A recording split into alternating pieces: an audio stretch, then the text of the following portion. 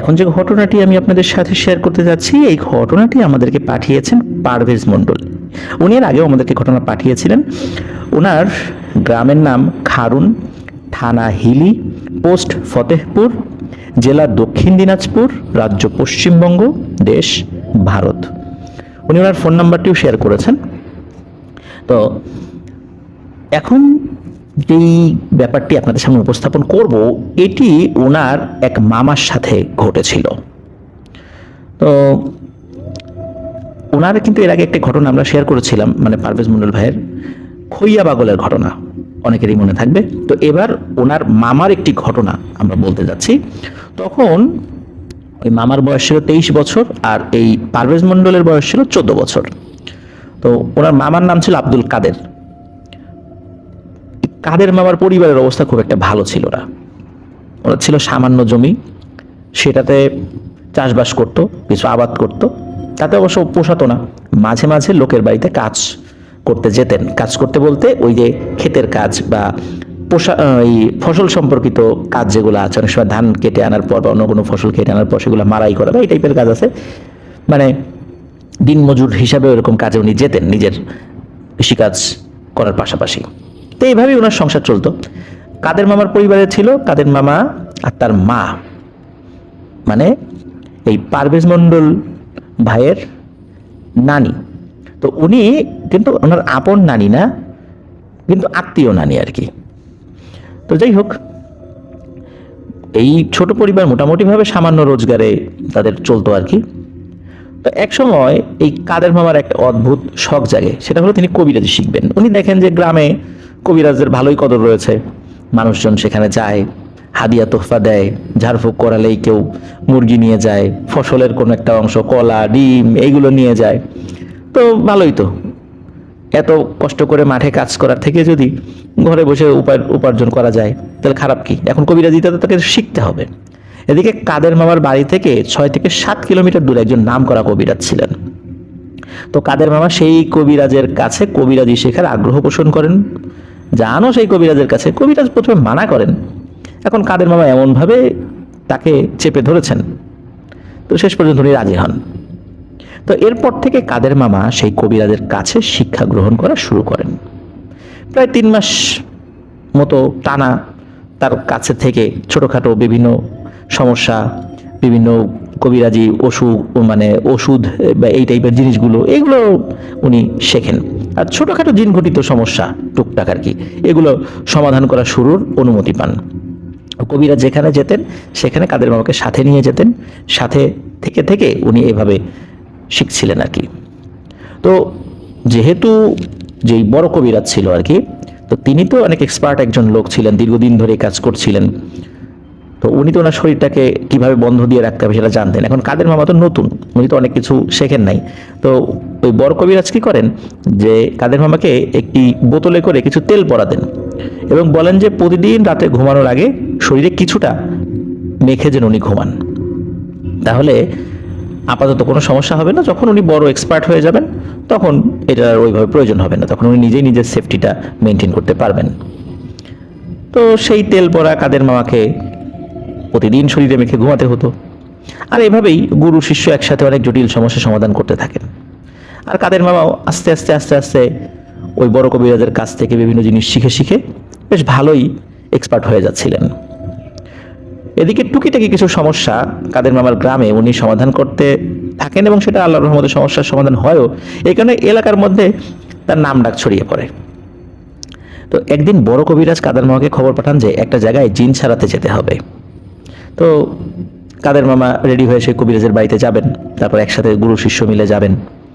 আর ওই বড় কবিরাজও তো বয়স হয়েছিল, এই জন্য কাদের মামাকে সাথে নিতেন। আর বিভিন্ন বিষয় ওনারও মনে থাকতো না সাথে নিতে, তো এই কারণে কাদের মামার সাথে থাকলে অনেক বিষয় ওনার উপকারও হতো, আর কাদের মামাও শিখতে পারতো, এই উদ্দেশ্যেই তাকে সাথে নিত। তো বড় কবিরাজের সাথে যখন দেখা করেছেন, বড় কবিরাজ তাকে নিয়ে যেখানে খবর পেয়েছেন, যেখানে একটা সমস্যা হয়েছে সেখানে যাওয়ার জন্য রওনা হয়ে যান। কিছু সময়ের মধ্যে গন্তব্যে পৌঁছানো হয়ে যায়, খুব বেশি দূরেও ছিল না। তো যখন ওই রোগীর বাড়িতে ঢুকতে যাবেন তখনই অনেক অদৃশ্য শক্তি বড় কবিরাজকে প্রচণ্ড জোরে এক ধাক্কা মারে আর এক ধাক্কায় ওই বড় কবিরাজ 7 থেকে 8 হাত দূরে ছিটকে পড়েন, সামান্য আহত হন। আর এমনি উনি বয়স্ক মানুষ ছিলেন, শরীরে জোর তো ওরকম ছিল না। তো কবিরাজ উঠে সামান্য সময় চুপ থেকে রোগীর পরিবারকে বলেন যে ভাই, আমি এই কাজ পারবো না, আপনারা অন্য কোনো ভালো কবিরাজ দেখান, আমার তো বয়স হয়েছে, আর তারপরে মানুষের তো সীমাবদ্ধতা থাকে, এই কারণে আমাকে দ্বারা এই কাজটা হবে না, অহেতুক প্রচেষ্টা করা হবে কিন্তু লাভের কাজ কিছুই হবে না। এই কথা বলে বড় কবিরাজ ওই বাড়ি থেকে রওনা হয়ে যান। রোগীর পরিবারের শত রিকোয়েস্ট সত্ত্বেও তিনি রাজি হন না। এরপর রোগীর পরিবার বড় কবিরাজকে অনেক টাকা দেওয়ার কথা বলে, কিন্তু কোনো কাজ হয় না। তিনি পারবো না বলে সোজা বাড়ির উদ্দেশ্যে রওনা দেন। কাদেরকে বলেন যে, এই কাদের চল। কিন্তু এই কাদের মামা এতক্ষণ সব ঘটনা দেখছিলেন, আর এই যে অনেক টাকা দেওয়ার কথা শুনে ওনার মধ্যে কিন্তু লোভ কাজ করে। তো তিনি বড় কবিরাজকে বলেন যে, গুরুজি, এই সমস্যাটা সমাধান করেন না। কিন্তু বড় কবিরাজ এই কাদের মামাকে বলেন যে, কাদের রে, তোর তো বয়স কম, তুই তো বুঝিস না। তো এতটুকু তো তোর বোঝা উচিত ছিল যে কাজটা করলে তো ওই লোকটার উপকার হতো, আমরাও তো কিছু টাকা পয়সা পাইতাম। কিন্তু কেন এই কাজটা করলাম না? কারণ হচ্ছে আমার শরীরকে আমি বন্ধ করে রাখি, তারপরও আমাকে ধাক্কা মেরেছে, মানে হচ্ছে যে আমার যে বিদ্যা আছে এই বিদ্যার উপরে ওই জিনের বিদ্যা রয়েছে, সে সেটা জানে। তা না হলে আমার এই বন্ধনই সে কাটাতে পারতো না। আর আমি এই কাজ করতে গেলে কোনো ফল হবে না, কারণ আমার থেকেও সে আরো অনেক বেশি এই লাইনে জানাশোনা আছে।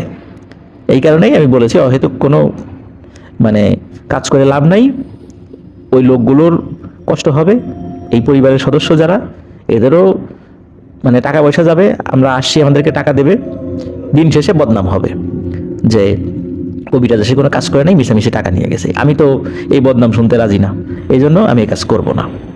এই কথা বলে বাড়ির দিকে রওনা দেন। এখন এই যে কাদের মামা, ওনার ভিতর থেকে লোভটা তো আর যাচ্ছে না। বেশি টাকা পাবার লোভে এই বড় কবিরাজকে কিছু না বলেই পরের দিন রোগীর পরিবারের সাথে তিনি ব্যক্তিগতভাবে যোগাযোগ করেন এবং বলেন তিনি এই সমস্যার সমাধান করে দেবেন এবং এর পরিবর্তে মোটা অঙ্কের টাকা নেবেন। তো রোগীর পরিবার এরা তো রাজি হয়ে যায়, স্বাভাবিকভাবেই রাজি হওয়ারই কথা। তখন কাদের মামা রোগীর পরিবারকে কিছু জিনিস জোগাড় করে রাখতে বলেন আর বলেন তিনি রাতের বেলায় রোগী দেখবেন। তো কাদের মামা টাকার লোভে পড়ে বড় কবিরাজকে কোনো কিছু না জানিয়েই মাগরিবের পর রোগী দেখতে যাওয়ার জন্য সাইকেল চেপে রওনা হয়ে যান। যাওয়ার পথে এক জায়গায় একটা বাঁশ বাগান ছিল। সেখানে পৌঁছানোর পর কাদের মামা লক্ষ্য করেন সেখানে একজন সুদর্শন যুবক ছিল, আগে থেকে দাঁড়িয়ে আছে, মনে হচ্ছে তারই অপেক্ষা ছিল, সাদা পাঞ্জাবি পরা। তো কাদের মামার কাছে যেতেই সেই যুবক কাদের মামাকে সালাম দেন। কাদের মামা সালামের উত্তর দেন এবং কাদের মামা লক্ষ্য করে যে যুবকটি সাধারণ মানুষের চেয়ে বেশ লম্বা।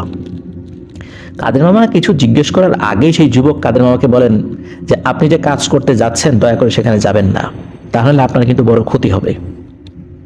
কিন্তু কাদের মামা তার কথা না শুনেই এবং তার কোনো কথার উত্তর না দিয়েই তার গন্তব্যে রওনা হয়ে যান।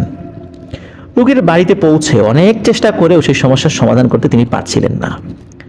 অনেক চেষ্টার পরে সমস্যার সমাধান না হয় তিনি পরের দিন আবার আসবেন বলে তার নিজের বাড়ির দিকে রওনা হয়ে যান। বাড়িতে আসার পথে সেই বাঁশবাগানের কাছে যখন তিনি আসেন, তিনি লক্ষ্য করেন সেখানে বিরাট আকারের এক দানব দাঁড়িয়ে আছে। তার সারা শরীরে লোম, তার চোখ দুটি যেন আগুনের মতো জ্বলছে। এটা দেখে উনি প্রচন্ড ভয় পেয়ে যান এবং সেই দানব তাকে বলেন, যাওয়ার সময় তোকে মানা করছিলাম না যে ওইখানে যাস না, তারপরও তুই গেলি, গিয়ে বিরক্ত করলি আমাদেরকে। এই কথা বলার পর সে কি করে একটা ফু দেয়।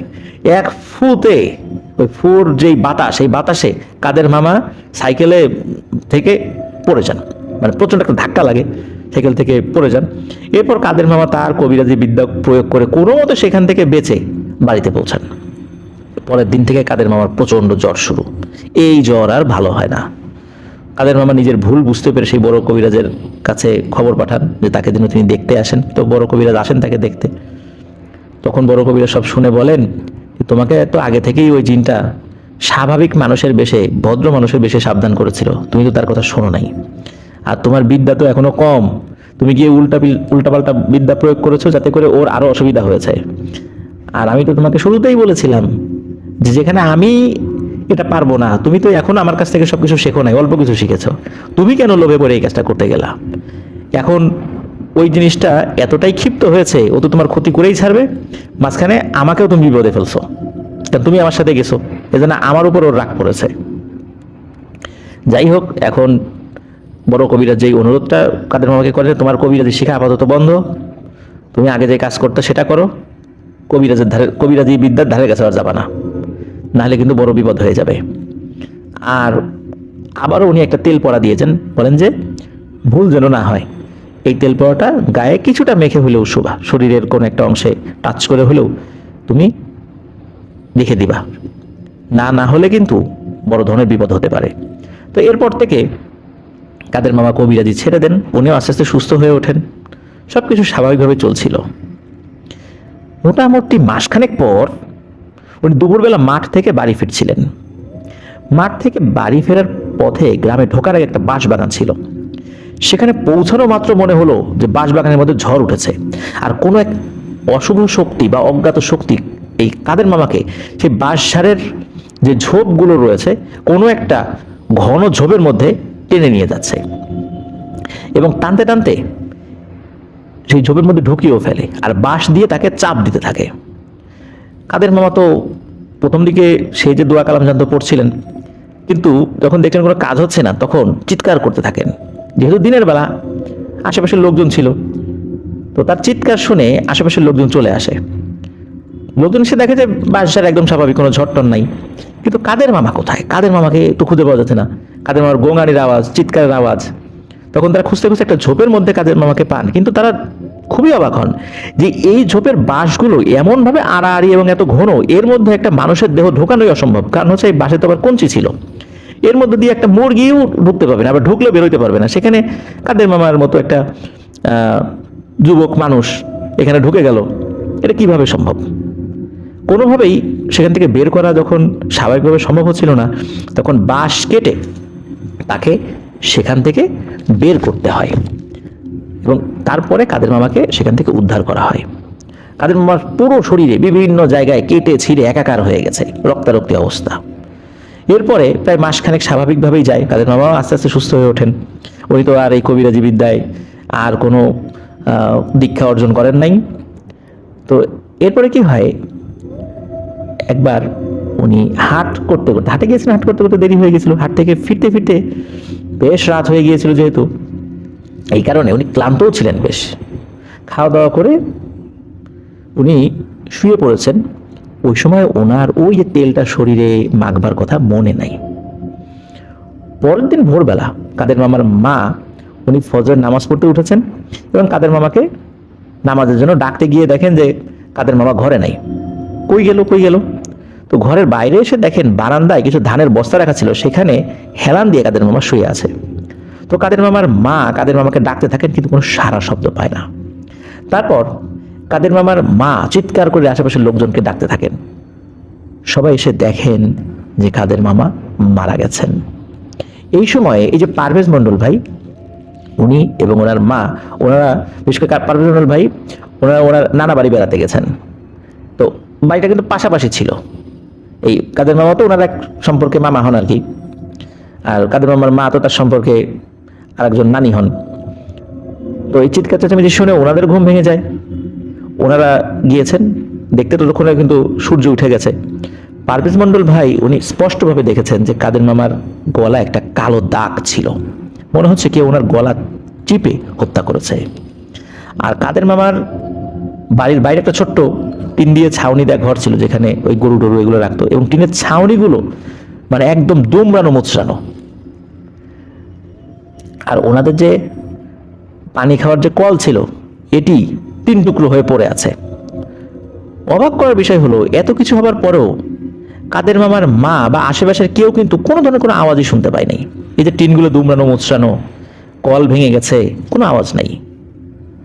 কাদের মামার মায়ের ধারণা আশেপাশের বাড়ির লোকজনও যেহেতু কিছু শোনে না, উনিও শোনে নাই, যেহেতু ওই রাত্রে উনি তাড়াতাড়ি করে এসেছিলেন, অনেক দেরি হয়ে গিয়েছিল, ক্লান্ত ছিলেন, উনি হয়তোবা ওনার শরীরে সেই তেলটি মাখতে ভুলে গিয়েছিলেন, আর এই কারণেই তার সাথে এই পরিণতি হয়েছে। ঘরে তেলটি থাকার কারণে ওই দুষ্টু জিনটি ঘরে প্রবেশ করতে না পারলেও এমন পরিবেশ সৃষ্টি করেছে যাতে করে কাদের মামা ঘরের বাইরে বের হয়ে আসে। কারণ বাইরে বের হয়ে আসলেই যেহেতু তার শরীরে ওই তেলটি সে মাখেন নাই, সুযোগটা পেয়ে গেল ওই জিনটা। এজন্য বাইরে এমন শব্দ করেছে যে বাইরের লোকজন সেটা শুনবে না, শুধু কাদের মামা শুনবে। ওই মায়াজালে আবদ্ধ হয়ে কাদের মামা যখন বাইরে বের হয়ে এসেছেন, তখনই ওই জিনটি কাদের মামাকে হত্যা করেছে। এটা ধারণা, কিন্তু আসলে কি হয়েছিল এটি তো কাদের মামা বলে যেতে পারেন নাই, কারণ উনি তো মারা গিয়েছেন। তবে আশেপাশের লক্ষণ বা সবকিছু দেখার পর এটাই বোঝা যায়, কারণ তার মা এই বিষয়টি জানতেন। কারণ কাদের মা অসুস্থ হওয়ার পর ওই কবিরাজ এসে, বড় কবিরাজ এসে সবকিছু বলেছিলেন, সেটিও তিনি শুনেছিলেন। আরও একটা ভয়ানক ব্যাপার হলো যে কাদের মামার মৃত্যুর পরে, মানে সূর্য যখন উদিত হয়েছে এরপর থেকে কাদের মামার পেটটা অস্বাভাবিক রকমের ফুলতে থাকে, মনে হচ্ছে এটা ব্লাস্ট হয়ে যাবে, ভেতরের সবকিছু বের হয়ে আসবে। এই অস্বাভাবিকতা দেখে দ্রুত তাকে গোসল করিয়ে স্থানীয় মসজিদের ইমামকে ডেকে জানাজা পড়িয়ে কবর দেওয়া হয়। ঘন্টা খানেকের মধ্যে এই কাজটি করা হয়। এই জন্য ওনার অনেক আত্মীয় স্বজনও কিন্তু ওই সময় তার মৃত্যুর খবর পান নাই। তাকে দাফন কাফন করার পরে মৃত্যুর খবর পেয়েছেন, তারা এসে কবর জিয়ারত করেছেন, জানাজাতেও শরীক হতে পারেন নাই, তার শেষ দেখাও দেখতে পারেন নাই। আর কাদের মামার মৃত্যুর কিছুদিন পর ওই যে বড় কবিরাজ, ওনারও অস্বাভাবিকভাবে মৃত্যু হয়। তবে কাদের মামার মৃত্যুর সাথে এটার কোনো যোগসূত্র আছে কি না এটা নিশ্চিতভাবে বলা যায় না, কারণ তিনি তো এর আগেও অনেক জিনের বিভিন্ন সমস্যা নিয়ে কাজ করেছেন। হতে পারে যে অন্য কোনো জিনের কারসাজিও হতে পারে, এটা নিশ্চিতভাবে বলা যায় না। তবে সেই কবিরাজের অস্বাভাবিকভাবে মৃত্যু হয়েছিল। তো এটি ছিল ঘটনা। প্রিয় লিসেনার্স, আসলে আমরা বলি যে সাপ নিয়ে খেলা, বিশেষ করে সাপুড়েদের মৃত্যু সাপের কামড়ে হয়। তো এই জিনদেরকে যখন কেউ ছাড়াতে যাবে, তখন স্বাভাবিকভাবেই সেই জিনেরা ওই কবিরাজ বা তান্ত্রিক অথবা কোনো ভালো হুজুর যিনি রুকিয়া করতে গিয়েছেন তার উপর ক্ষিপ্ত হবে, এটাই স্বাভাবিক। আর ওই ক্ষিপ্ততার জেরে ক্ষতি করবে, এটাও তো স্বাভাবিক। এই জন্য পরিপূর্ণভাবে জ্ঞান অর্জন না করে এবং যোগ্য কোনো আলেমের অনুমতি ছাড়া এই টাইপের কাজ, বিশেষ করে সিরিয়াস এই টাইপের কাজ, এমনি ঝাড়ফুঁক টুকটাক এগুলো তো অনুমতি রাসূল সাল্লাল্লাহু আলাইহি ওয়াসাল্লাম উম্মতে মুহাম্মাদিকে দিয়েছেন, ছোটোখাটো যেগুলো দোয়া পড়ে ঝাড়ফুঁক করা এগুলো দিয়েছেন। কিন্তু জটিল যে সমস্যাগুলো, এই সমস্যাগুলো কেউ নিজে নিজে সলভ করতে পারবে, কিন্তু তিনি ঠিক পদ্ধতিতে করছেন কিনা এটাই জানার জন্য ভালো কোনো আলেমের অনুমতি নিতে হয়। ভালো কোনো আলেম বুঝতে পারবেন যে হ্যাঁ উনি এই কাজটি ঠিকমতো করতে পারবেন, তাহলে আমল ভালো থাকলে দুষ্ট জিনে তার ক্ষতি করতে পারে না। তো এই কারণেই মূলত অনুমতির বিষয়টা কাজ করে। একজন ভালো আলেম উনি জানবেন, বুঝবেন যে আসলে এই ব্যক্তিটি এটা পারবে কিনা। ধরুন কেউ একজন ডাক্তারি পাশ করার পরও তাকে জটিল কোনো সার্জারি করতে বলা হলো। এখন যিনি ভালো অভিজ্ঞ লোক এই বিষয়ে, সার্জারি বিষয়ে, তো উনি বুঝতে পারবেন যে এই সার্জারিটা কোন ব্যক্তিটা ভালো করতে পারবে, ওই বিষয়ে কার ভালো দক্ষতা রয়েছে। এক একটা সমস্যার ধরন এক এক রকম হয়, সেই ধরন অনুযায়ী ট্রিটমেন্ট দিতে হয়, ধরন অনুযায়ী রুকিয়া করতে হয়। একজন এমবিবিএস ডাক্তার হলেই কিন্তু সব ধরনের সমস্যার সমাধান করতে পারে না, এই জন্য তাকে স্পেশাল আরও কিছু কোর্স করতে হয়। প্রতিনিয়তই তাদেরকে লেখাপড়ার উপর থাকতে হয়, আরও এলেম অর্জন করতে হয় আরও ভালো কাজ করার জন্য। এই জন্য ভালো কোনো আলেমের অনুমতি এবং তার সান্নিধ্যে থেকে রুকিয়াগুলো না শিখে হুটহাট করে কোনো ধরনের রুকিয়া করতে যাওয়াটা ঠিক না। এটা হলে ভুল হওয়ার সম্ভাবনাটা বেশি থাকে, আর ভুল হলেই এই দুষ্ট জিনদের মাধ্যমে ক্ষতি হওয়ার সম্ভাবনাটাও অনেক প্রবল থাকে। প্রিয় লিসেনার্স, আশা করছি বিষয়টা বুঝতে পেরেছেন। আর আমরা টুকিটাকি শরীর বন্ধ করা এইগুলোর কাজ, এইগুলো করার জন্য কোনো আলেমের অনুমতির প্রয়োজন নাই, এগুলো আমরা নিজেরাই এগুলো করতে পারি। কিন্তু জটিল যেই বিষয়গুলো আমি সেগুলোর কথা বলছি, এগুলো ক্ষেত্রে অবশ্যই ভালো কোনো আলেমের ইজাজত নিতে হবে, অনুমতি নিতে হবে। আশা করছি প্রিয় লিসেনার্স এই ঘটনাটি আপনাদের ভালো লেগেছে। আপনারা যারা ইতিমধ্যে আমার চ্যানেল সাবস্ক্রাইব করেছেন তাদেরকে অসংখ্য ধন্যবাদ। আর যারা এখনো আমাদের সাবস্ক্রাইব করেনি তারা দ্রুত সাবস্ক্রাইব করে ফেলুন। প্রিয় লিসেনার্স, চলে যাই আমাদের এবারের এপিসোডের পরবর্তী আরও একটি নতুন ঘটনায়।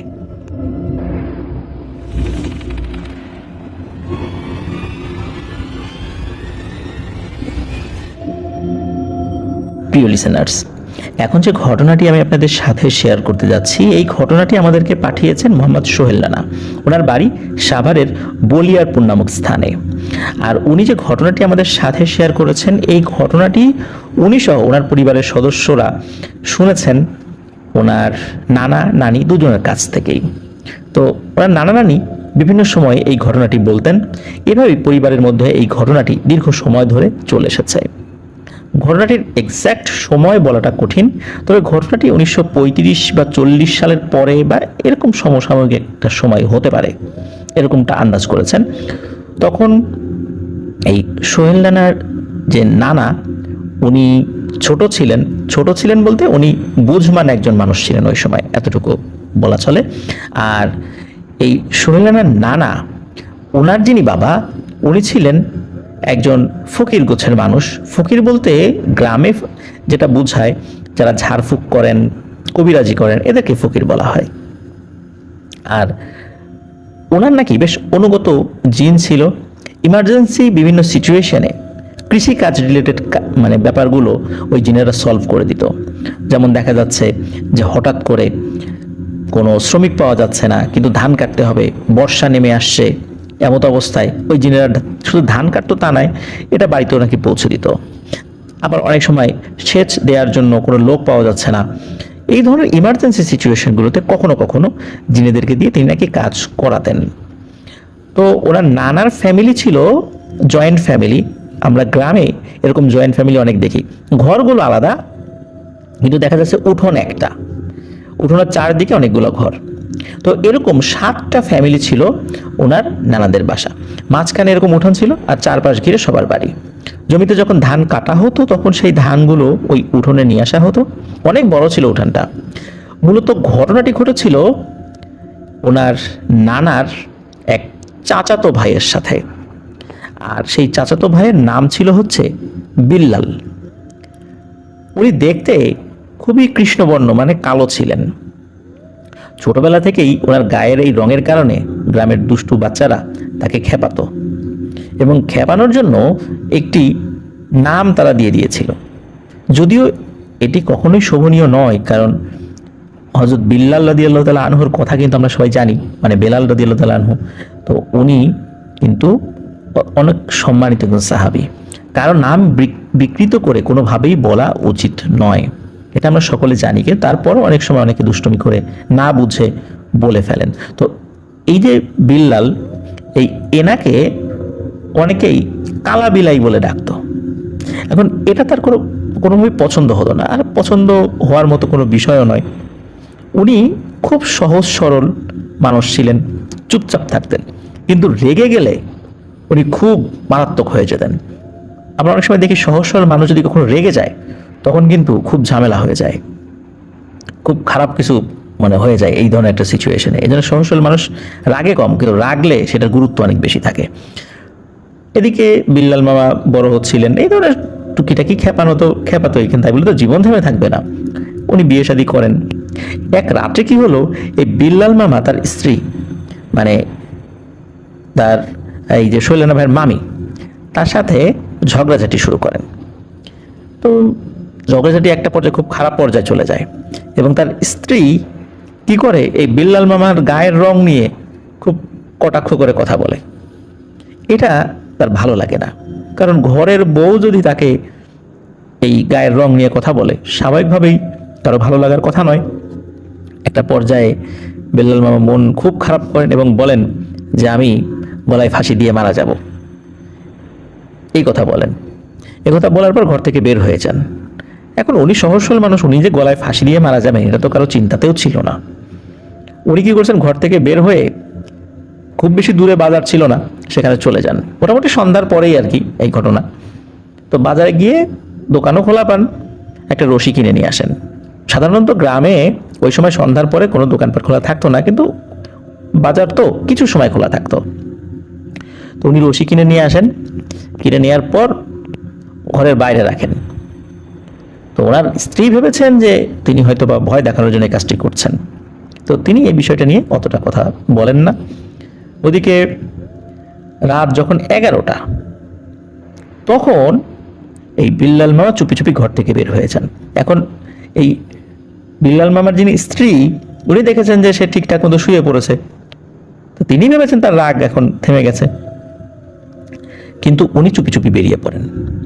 কিছু সময় পর যখন ওনার স্ত্রী দেখেন যে পাশে উনি নেই, চিন্তা করেন যে হয়তো বাইরে গিয়েছে। তো যেহেতু একটু আগে ঝগড়াঝাটি হয়েছে, কোনো একটা ঘটনা ঘটতেই পারে, ওনার মনের মধ্যে একটা অজানা আশঙ্কা কাজ করছিল। উনি ঘর থেকে বের হয়ে কোথাও যখন পাচ্ছিলেন না এবং ওই যে একটা দড়ি নিয়ে এসেছিলেন সেটাও দেখছিলেন না, তখন উনি চিৎকার চেঁচামেচি শুরু করে দেন। তখন উনি ভয় পান যে সত্যি কোনো একটা অঘটন ঘটাতে গেল কিনা। ওনার চিৎকার চেঁচামেচিতে আশেপাশে যে ঘরগুলো ছিল, মানে ওই উঠোনের আশেপাশে যে ঘরগুলো ছিল, তারাও বের হয়ে আসেন। কি হয়েছে বলেন, যে এই ঘটনা ঝগড়াঝাটি হয়েছিল, সে তো বাজার থেকে দড়ি কিনে নিয়ে আসছিল, দড়িটা আমি দেখছি, এখন তো রাত্রের বেলা, এখন তো তাকে পাচ্ছি না। গ্রামের মানুষরা কিন্তু খুব তাড়াতাড়ি ঘুমিয়ে পড়ে। তখন রাত 11টা 11:30 মতো বাজে, তখন সবাই গভীর ঘুমে বিভোর ছিল। এখন বাড়ির লোকজন চিন্তা করছে এত রাতে সে গেলটা কোথায়। সবাই হারিকেন নিয়ে বের হয়, চারদিকে খুঁজতে থাকে। ওই সময় তো আসলে ইলেকট্রিসিটি ছিল না। তখন খোঁজাখুঁজি করার পর কোথাও তাকে পাওয়া যাচ্ছিল না।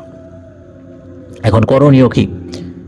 ওদিকে এই বেল্লাল মামা কি করেছিলেন, উনি ওনার একটা নৌকা ছিল, কাঠের নৌকা, কাঠের একটা বৈঠাও ছিল। এটা দিয়ে মাঝে মাঝে ওনারা একটা ছোট্ট একটা নদী আছে, ওই পারে যেতেন। ওই পারে তাদের যে জমি ছিল সেখান থেকে মাঝে মাঝে ফসল কেটে নৌকা করে নিয়ে আসতেন আর কি। তো বাড়ির লোকজন দেখে যে ওই বৈঠাটা নাই। বৈঠা নাই গেল কোথায়? নিশ্চয়ই সে সুইসাইড করতে গেছে, আর যেহেতু আশেপাশে নাই সে আর বৈঠাটা নাই, তাহলে ওই নৌকা নিয়ে ওই ছোট্ট নদীর ওপারে একটা ঘন জঙ্গল আছে, ওই দিকে গেছে। এটাই তারা চিন্তা করেছে এবং সেই অনুযায়ী তারা দ্রুত বাড়ি থেকে বের হন।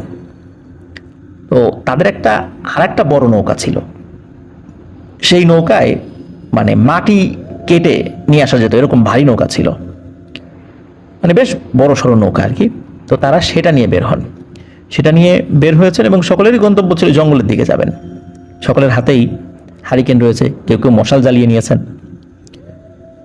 অতি অল্প সময়ের মধ্যে তারা ওই জঙ্গলের কাছে চলে আসেন। চলে আসার পর এখন এই যে সোহেল রানা ভাইয়ের যিনি নানা, তার বাবা ছিলেন সাথে, এই সোহেল রানা ভাইয়ের নানাও ছিলেন ওই সময় সাথে। ছোট মানুষ হলেও সবকিছু তো বুঝতেন তিনি। তখন সোহেল রানা ভাইয়ের যিনি বাবা, উনি তো বেশ মানে সোহেল রানা ভাইয়ের নানার বাবা যিনি, উনি তো বেশ মানে অনেক কিছু জানাশোনা ছিলেন। এত রাত্রে তো জঙ্গলে একা একা কারো খোঁজা ঠিক না। উনি কয়েকটা দল করে দেন যে তোমরা এক দল যাবা, আর এক দল এদিকে যাবা, আর এক দল ওদিকে যাবা, এভাবে ভাগ করে দেন। তো ভাগ করে দেওয়ার পর বলে দেন যে কেউ যদি পেয়ে যাও বিল্লালকে, তাহলে চিৎকার করে বলবা যে এই পাইছি পাইছি, এবং পাওয়ার পরে অন্য কেউ আর ওই দলের দিকে যাবে না, সরাসরি নদীর ঘাটে চলে আসবে এবং তোমরাও তাকে নিয়ে নদীর ঘাটে চলে আসবা। এটাই কথা। সেই অনুযায়ী সবাই যাবে, কিন্তু প্রত্যেকেই ভয় পাচ্ছে এই রাতের বেলা এই জঙ্গলের মধ্যে যাবে। ওই সময় যদিও বেশ জ্যোৎস্নার মতো অবস্থা ছিল, তারপর জঙ্গলের ভিতরে ঢুকতে তো সকলেরই মানে গা কাঁপছে। তারপরও মানে একটা পর্যায়ে সকলে ঢোকে। তো বিভিন্ন দল খুঁজতে খুঁজতে হঠাৎ করে সকলে মানে একটা দলের যারা সকলে ছিল তারা থেমে যায়। মনে হলো উপর থেকে কেউ ডাকছে। তারা তাকিয়ে দেখে একটা মাঝারি সাইজের একটা গাছের একটা শক্ত ডালের উপরে বেল্লাল মামা বসে আছে। তো তিনি খালি গায়ে, তার শার্ট নিচে ছিঁড়ে পড়ে আছে আর কি। তো ওই ডালের সাথে দড়ি বাঁধা, তো উপর থেকে তাদেরকে ডাকছে। রাতের বেলা হঠাৎ করে বেল্লাল মামাকে ওই অবস্থায় দেখে সকলে তো ভয় পেয়েছেন। আসলে ওইটা কোনো জিন ভূত ছিল না, বেল্লাল মামাই ছিলেন। নিচ থেকে জিজ্ঞেস করে এই তুই ওইখানে কেন? বলে যে মানে ওই সময় বেল্লাল মামা বলছেন যে আমি তো এরকম গলায় ফাঁস দেওয়ার জন্য আসছিলাম, দড়িও বাঁধছি। তো এই দড়ি বাঁধার জন্য যখন ওই ডালে উঠলাম, দড়ি বাঁধলাম, তখন এই গলায় ফাঁস দেওয়ার সাহস হচ্ছিল না আমার। আর যখন ওই গাছে উঠতে যাই তখন ওই ছোট ডালের সাথে মানে ঘষা লেগে আমার শার্ট ছিঁড়ে যায় এবং শার্ট নিচেও পড়ে যায়। চারদিকে অনেক ভয়ানক ডাকাডাকি হচ্ছে, বিভিন্ন ঝিঝি পোকা, শেয়াল এগুলো ডাকছে, যে এই ভয়ে আমি আর নিচে নামতে পারতেছি না। উনি গাছে বসে আছেন। তো উনি যখন এটা বললেন তখন সকলে অভয় দিলেন যে তুমি নেমে আসো, আমরা তো আছি। তো উনি নেমে আসেন। নেমে আসার পর ওই দল চিৎকার করে বলেন যে এই পাইছি পাইছি। তখন অন্য দলরাও তারা ওই নদীর ঘাটে চলে আসে এবং বেল্লাল মামাকে নিয়ে ওই দলটা নদীর ঘাটে চলে আসেন। অনেকেই জঙ্গলের মধ্যে হাঁটাহাঁটি করেছেন, পায়ে মানে ময়লা টয়লা লেগেছে, নদীর ঘাটে হাত মুখ ধুচ্ছেন কেউ কেউ। এমত অবস্থায় হঠাৎ করে ঘোড়ার টকবক টকবক টকবক শব্দ হচ্ছে, মানে ঘোড়ার খুরের যে আওয়াজ, সেই আওয়াজ হচ্ছে। সকলে দেখে যে ঘোড়ায় চড়ে আসা একজন ব্যক্তি,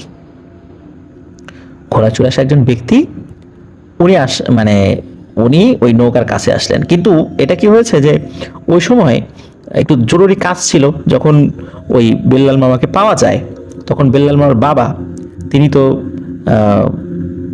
মানে মানে সোহেল রানা ভাইয়ের নানার বাবা, তিনি তো চিন্তা করেছেন যে ওকে তো পাওয়া গেছে, তো ওনার আবার একটু জরুরি কাজ ছিল বাসায়, হয়তোবা ওয়াশরুমে যাওয়ার কোনো জরুরত ছিল বা কিছু ছিল। তো বেল্লাল মামা যে ছোট নৌকাটা নিয়ে আসলেন, উনি ওটা নিয়ে দ্রুত চলে যান। অল্প ডিস্টেন্স তো নৌকার, মানে নদীর এই পাশ ও পাশ, নৌকা নিয়ে খুব তাড়াতাড়ি পার হওয়া যায়। তো উনি পার হয়ে চলে যান।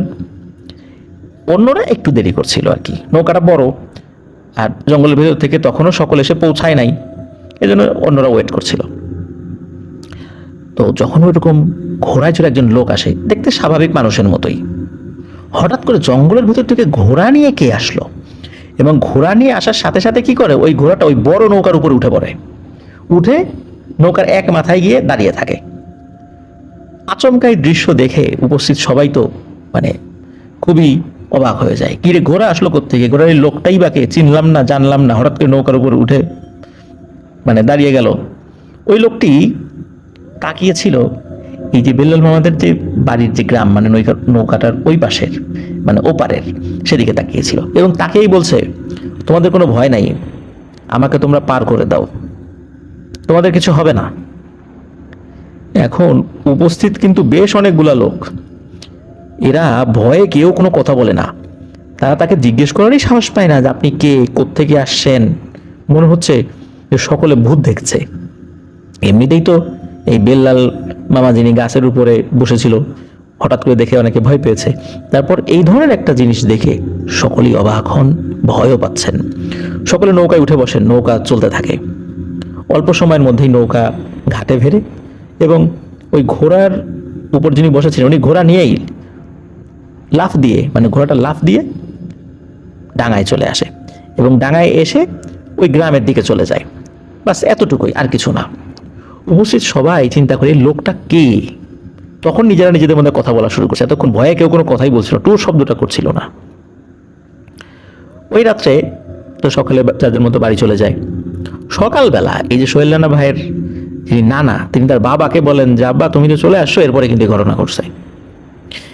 এটা শোনার পরই এই সোহেল রানা ভাইয়ের নানার বাবা তার নানাকে সজোরে একটা থাপ্পড় মেরে বসেন। মানে উনি এতটা মানে রাগান্বিত হন এবং এতটা ভয়ও পেয়েছিলেন যে উনি হিতাহিত জ্ঞান শূন্য হয়ে নিজের ছেলেকে থাপ্পড় মেরে বসেন। বলে, তোরা করছিস কি রে, তোরা তো জমদূতকে ডেকে নিয়ে আসছিস, এখন কি হবে, এখন কি করি রে। মানে উনি পাগলের মতো হয়ে গেছে, এখন কি করি। এখন এই সোহেল রানা ভাইয়ের নানা, উনি তো বুঝতে পারছেন যে কি বাবা এরকম করে কেন। ওই দিন থেকেই গ্রামের বিভিন্ন বাড়িতে শুরু হয়ে যায় কলেরা, গ্রামে শুরু হয়ে যায় মৃত্যুর মিছিল। আমরা জানি যে একটা সময় কলেরা যখন গ্রামে লাগতো, তখন গ্রামের পর গ্রাম শেষ হয়ে যাইতো, একদম মানুষ মরতে মরতে শেষ হয়ে, এমনকি কবর দেওয়ার মতো লোক খুঁজে পাওয়া যেত না। যে একটা মানুষ আসবে কবর দেবে, জানা যেত দূরের কথা, চাপা মাটি দেওয়া হতো, অথবা লাশ মরে পচে গেছে, কেউ ধারের কাছেও আসতো না, এমন একটা অবস্থা হতো একটা সময়। এখন আল্লাহর অশেষ রহমত আলহামদুলিল্লাহ অনেকটা ভালো, এখন আর এগুলো এরকম শোনা যায় না, হয়ও খুব কম।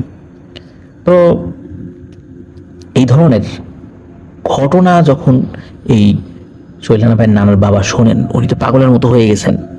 আর ওইদিকে শুরু হয়ে গেছে কলেরা। কি করা যায়, কি করা যায়। উনি ওনার অনুগত জিন তাদের সাথে পরামর্শ করেন, অনেক চেষ্টা করেন। কিভাবে আসলে উনি চেষ্টা করেছিলেন এটা বোধগম্য নয়, তবে উনি অনেক চেষ্টার পরে ওই ঘোড়ায় সওয়ার ওই জিনটাকে উনি আটক করেছিলেন এবং এটাকে উনি বন্দি করেন। উনি নাকি একটা বোতলে ওই জিনটাকে বন্দি করে রেখেছিলেন এবং ওই বোতলটা ওনার ঘরে রেখেছিলেন এবং মাঝে মাঝে নাকি ওই বোতলে থাকা ওই জিনের সাথে কথা বলতেন। এই যে কলেরা হচ্ছিল, অদ্ভুত ব্যাপার হচ্ছে, ওই যে ওই নৌকায় যারা উপস্থিত ছিল তারা এবং তাদের পরিবারের কেউ কিন্তু কলেরায় আক্রান্ত হচ্ছিলেন না, কিন্তু গ্রামের অন্যান্য বিভিন্ন ফ্যামিলি এটাতে আক্রান্ত হচ্ছিলেন। ওই যে বলেছিল যে তোমাদের কোনো ভয় নাই, আমি তোমাদের কোনো ক্ষতি করব না, হয়তো এই কারণেই সে এদের কোনো ক্ষতি করেনি। মৃত্যু যার যেভাবে লেখা থাকবে সেভাবে তো হবেই। যাই হোক, এখন এই যে বোতলের মধ্যে আটক জিন, এটি নাকি সোহেল রানা ভাইয়ের নানার বাবার সাথে কথা বলে, তিনিও তার সাথে কথা বলেন। এরপরে কি হয় যে এটাকে আসলে এইভাবে রাখাটা অত্যন্ত ঝুঁকিপূর্ণ, এই চিন্তা করে বোতল সমেত ওই জিনটাকে নাকি উনি মাটির নিচে পুঁতে দেওয়ার সিদ্ধান্ত নেন। ওনার যে গোয়াল ঘর ছিল সেই গোয়াল ঘরের পাশে একটা জায়গায় উনি সেটাকে পুঁতে দেবেন। তো উনি পুঁতে দেওয়ার জন্য যখন ওই বোতলটা নিয়ে গেছেন, তখন ওই জিনটা নাকি তাকে বলেছিল যে আমি তোরে অভিশাপ দিলাম যে তুই আমাকে পুঁতে দেওয়ার পর তুই যদি কবুতরের মাংস খাস তাহলে তুই ছটফট করতে করতে মারা যাবি। এই কথা শোনার পর এই সোহেল রানা ভাইয়ের নানার বাবা উনি তো অট্টহাসিতে ফেটে পড়েন, বলে যে তুই অভিশাপ দেওয়ার মতো আর কিছু খুঁজে পাইলি না, তোকে আমি কবর দিয়ে দিব, মানে এই বোতল সমেত মাটিতে পুঁতে দেবো, এরপর আমি কবুতরের মাংসই কেন খাবো আর মরেই কেন যাব? আমার কি পাগলে পাইছে যে আমি এখন যাই কবুতরের মাংস খাবো? বলে 3 দিনের মধ্যে খাইলেও তোর এই সমস্যা হবে। তখন সোহেল রানা ভাইয়ের নানার বাবা উনিও হেসে দেন যে কিচ্ছু হবে না, তোর এসব কথা আমি বিশ্বাস করি না। তো উনি এসব সমস্ত কথা বলে টলে উনি কবর দিবেন আর কি, ওই বোতলটাকে মানে মাটির নিচে পুঁতে দেবেন। তখনও নাকি ওই জিনটা তাকে বলে উঠেছিল আমার কথা বিশ্বাস না করলে পরখ করে দেখিস। তখন উনি আবার বলে আচ্ছা ঠিক আছে, আমি পরখ করে দেখবো তুই কত বড় জিন বা কত শক্তিশালী, আমি দেখবো, যা তোকে আমি এই মাটির নিচে পুঁতে দিয়েই আমি যাই কবুতরের মাংস খাবো। তো উনি যখন মাটির নিচে নাকি ওই বোতলটাকে পুঁতে দেন, ওই জিনটা নাকি খুব অনুনয় বিনয় করেছিল, কিন্তু ওই জিনটা ছিল খুবই ডেঞ্জারাস, সে কলেরা জীবাণু ছড়াতে নাকি সক্ষম ছিল। তো প্রিয় লিসেনার্স, আমরা তো সবসময় ওলাবুড়ির ঘটনা বলি, মহিলা কেউ আসে, কিন্তু এবারই আমরা পুরুষ পেয়েছি যে ঘোড়ায় চড়ে এসেছিল। যাই হোক, তাকে ওইখানে কবর দিয়ে দেওয়া হয় বোতলের মধ্যে। এরপরে নাকি এই নানার বাবা বাড়িতে এসেই পাগলের মতো হয়ে যান, ওরা নাকি কবুতরের মাংস খেতে খুব ইচ্ছা করছে। এখন তার ওয়াইফ তিনি জিজ্ঞেস করেছেন হঠাৎ করে কবুতরের মাংস তুমি কেন খাবা? বলে যে ওই জিনটা তাকে চ্যালেঞ্জ করেছে, আমি দেখতে চাই এটা সত্য কিনা। একথা বলার পর এই নানার মায়ের মনের মধ্যে এক ধরনের আতঙ্ক কাজ করে, নিশ্চয়ই ওই জিনটা এমন কোনো একটা পদ্ধতি বলেছে যেটা করলে সত্যিই তিনি মারা যাবেন, মানে নানার বাবা মারা যাবেন। তিনি তাকে বোঝান যে না এটা করেন না, এটা মনে হয় কোনো একটা ক্ষতি হতে পারে। এখন উনিও তো একটা বড় একটা কবিরাজ টাইপের লোক ছিলেন, উনি বলেন যে তুমি কি পাগল হয়ে গেছো নাকি? ও বললো আর আমার ক্ষতি হবে, আরে কিচ্ছু হবে না, দাও। অদ্ভুত ব্যাপার হলো বাড়ির সকলে দেখছে যে উনি কবুতরের মাংস খাওয়ার জন্য উন্মাদের মতো হয়ে গেছে। এটা শুধু জিন বলেছে এই জন্য তা নয়, মনে হচ্ছে উনি উন্মাদ হয়ে গেছেন, খাবেনি। ওই সময় একটা কবুতর জবাই করে তাকে যখন রান্না করে দেয়া হয়েছে উনি সেটা খান। সকলের সামনে নাকি উনি ছটফট করতে করতে মারা গিয়েছিলেন। খুবই অদ্ভুত একটা জিনিস। আসলে ব্যাপারটা কি ছিল এটা কেউ বলতে পারে না। আর ওই জিনটাকে পুঁতে দেওয়ার সময় যে কথাবার্তাগুলো হয়েছিল এটা যখন পরবর্তীতে এসে উনি তার স্ত্রীকে বলেছেন, এই কারণেই কিন্তু সকলে জানতে পেরেছিলেন যে আসলে কি হয়েছিল কথোপকথন। তো এভাবেই তার জীবনটা শেষ হয়ে যায়। আমার কাছে এই ঘটনার কয়েকটা জিনিস অদ্ভুত লেগেছে। সেটা হচ্ছে আমরা ওলাবুড়ির ঘটনা শুনেছি, কোন একটা মহিলা জিন, কিন্তু এবার একজন পুরুষ একটা ঘোড়ায় সওয়ার জিনের কথা শুনলাম যে কলেরা ছড়িয়ে দিতে পারত। আর একটা ব্যাপার হলো যে ওই জিন যে বলল যে কবুতরের মাংস খেলেই সে মারা যাবে, আসলে এইখানে রহস্যটা কি ছিল? এই রহস্য হয়তোবা শুধু ওই জিনটা বলতে পারবে, তাছাড়া অন্য কেউ এটা বলতে পারবে এটা অনেক কঠিন একটা ব্যাপার। প্রিয় লিসেনার্স, এটি ছিল ঘটনা। আশা করছি ঘটনাটি আপনাদের কাছে ভালো লেগেছে। অসংখ্য ধন্যবাদ জানাচ্ছি সোহেল রানা ভাইকে চমৎকার একটি ঘটনা আমাদের সাথে শেয়ার করার জন্য। প্রিয় লিসেনার্স, আপনারা যারা আমাদের চ্যানেল সাবস্ক্রাইব করেছেন তাদেরকে অসংখ্য ধন্যবাদ। আর যারা এখনও আমাদের চ্যানেল সাবস্ক্রাইব করেননি তারা দ্রুত সাবস্ক্রাইব করে ফেলুন।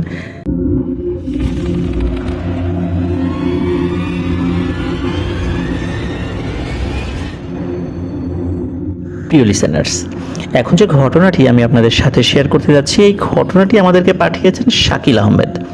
ওনার বাড়ি রাজশাহী জেলার বাঘমারা উপজেলার হরিপুর গ্রামে।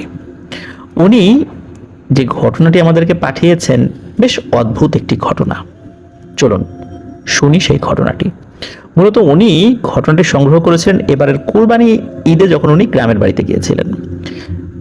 আসরের নামাজ শেষে একদিন মসজিদে কিছুক্ষণ বসেছিলেন। হঠাৎ ওনাদের মসজিদের মুয়াজ্জিন সাহেব সম্পর্কে দাদা হন আর কি, তার সাথে কুশল বিনিময় হয়, অনেকদিন পর দেখা, বিভিন্ন গল্প করতে লাগলেন।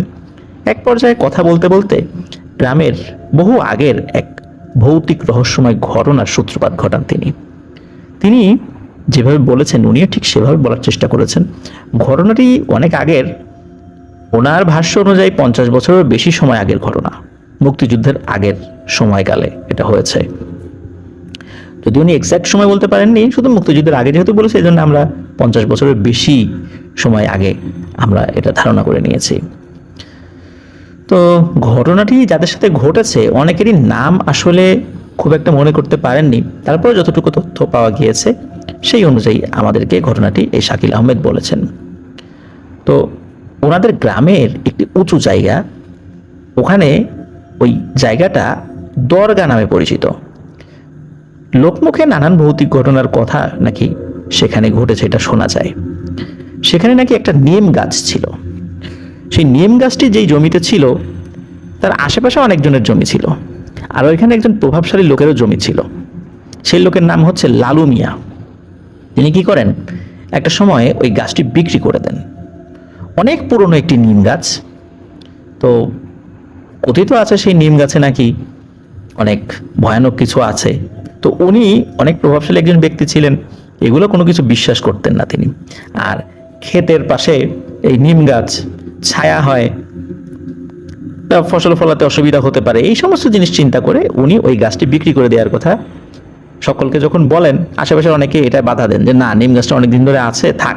কিন্তু উনি বলেন যে না, এটা রাখা যাবে না। এই জন্য সকলের অমতে জোর করেই উনি গাছটি কেটে ফেলেন। এখন কাটার জন্য যে কাজটি করেন সেটা হলো যে কাঠুরিয়াকে খবর দেন।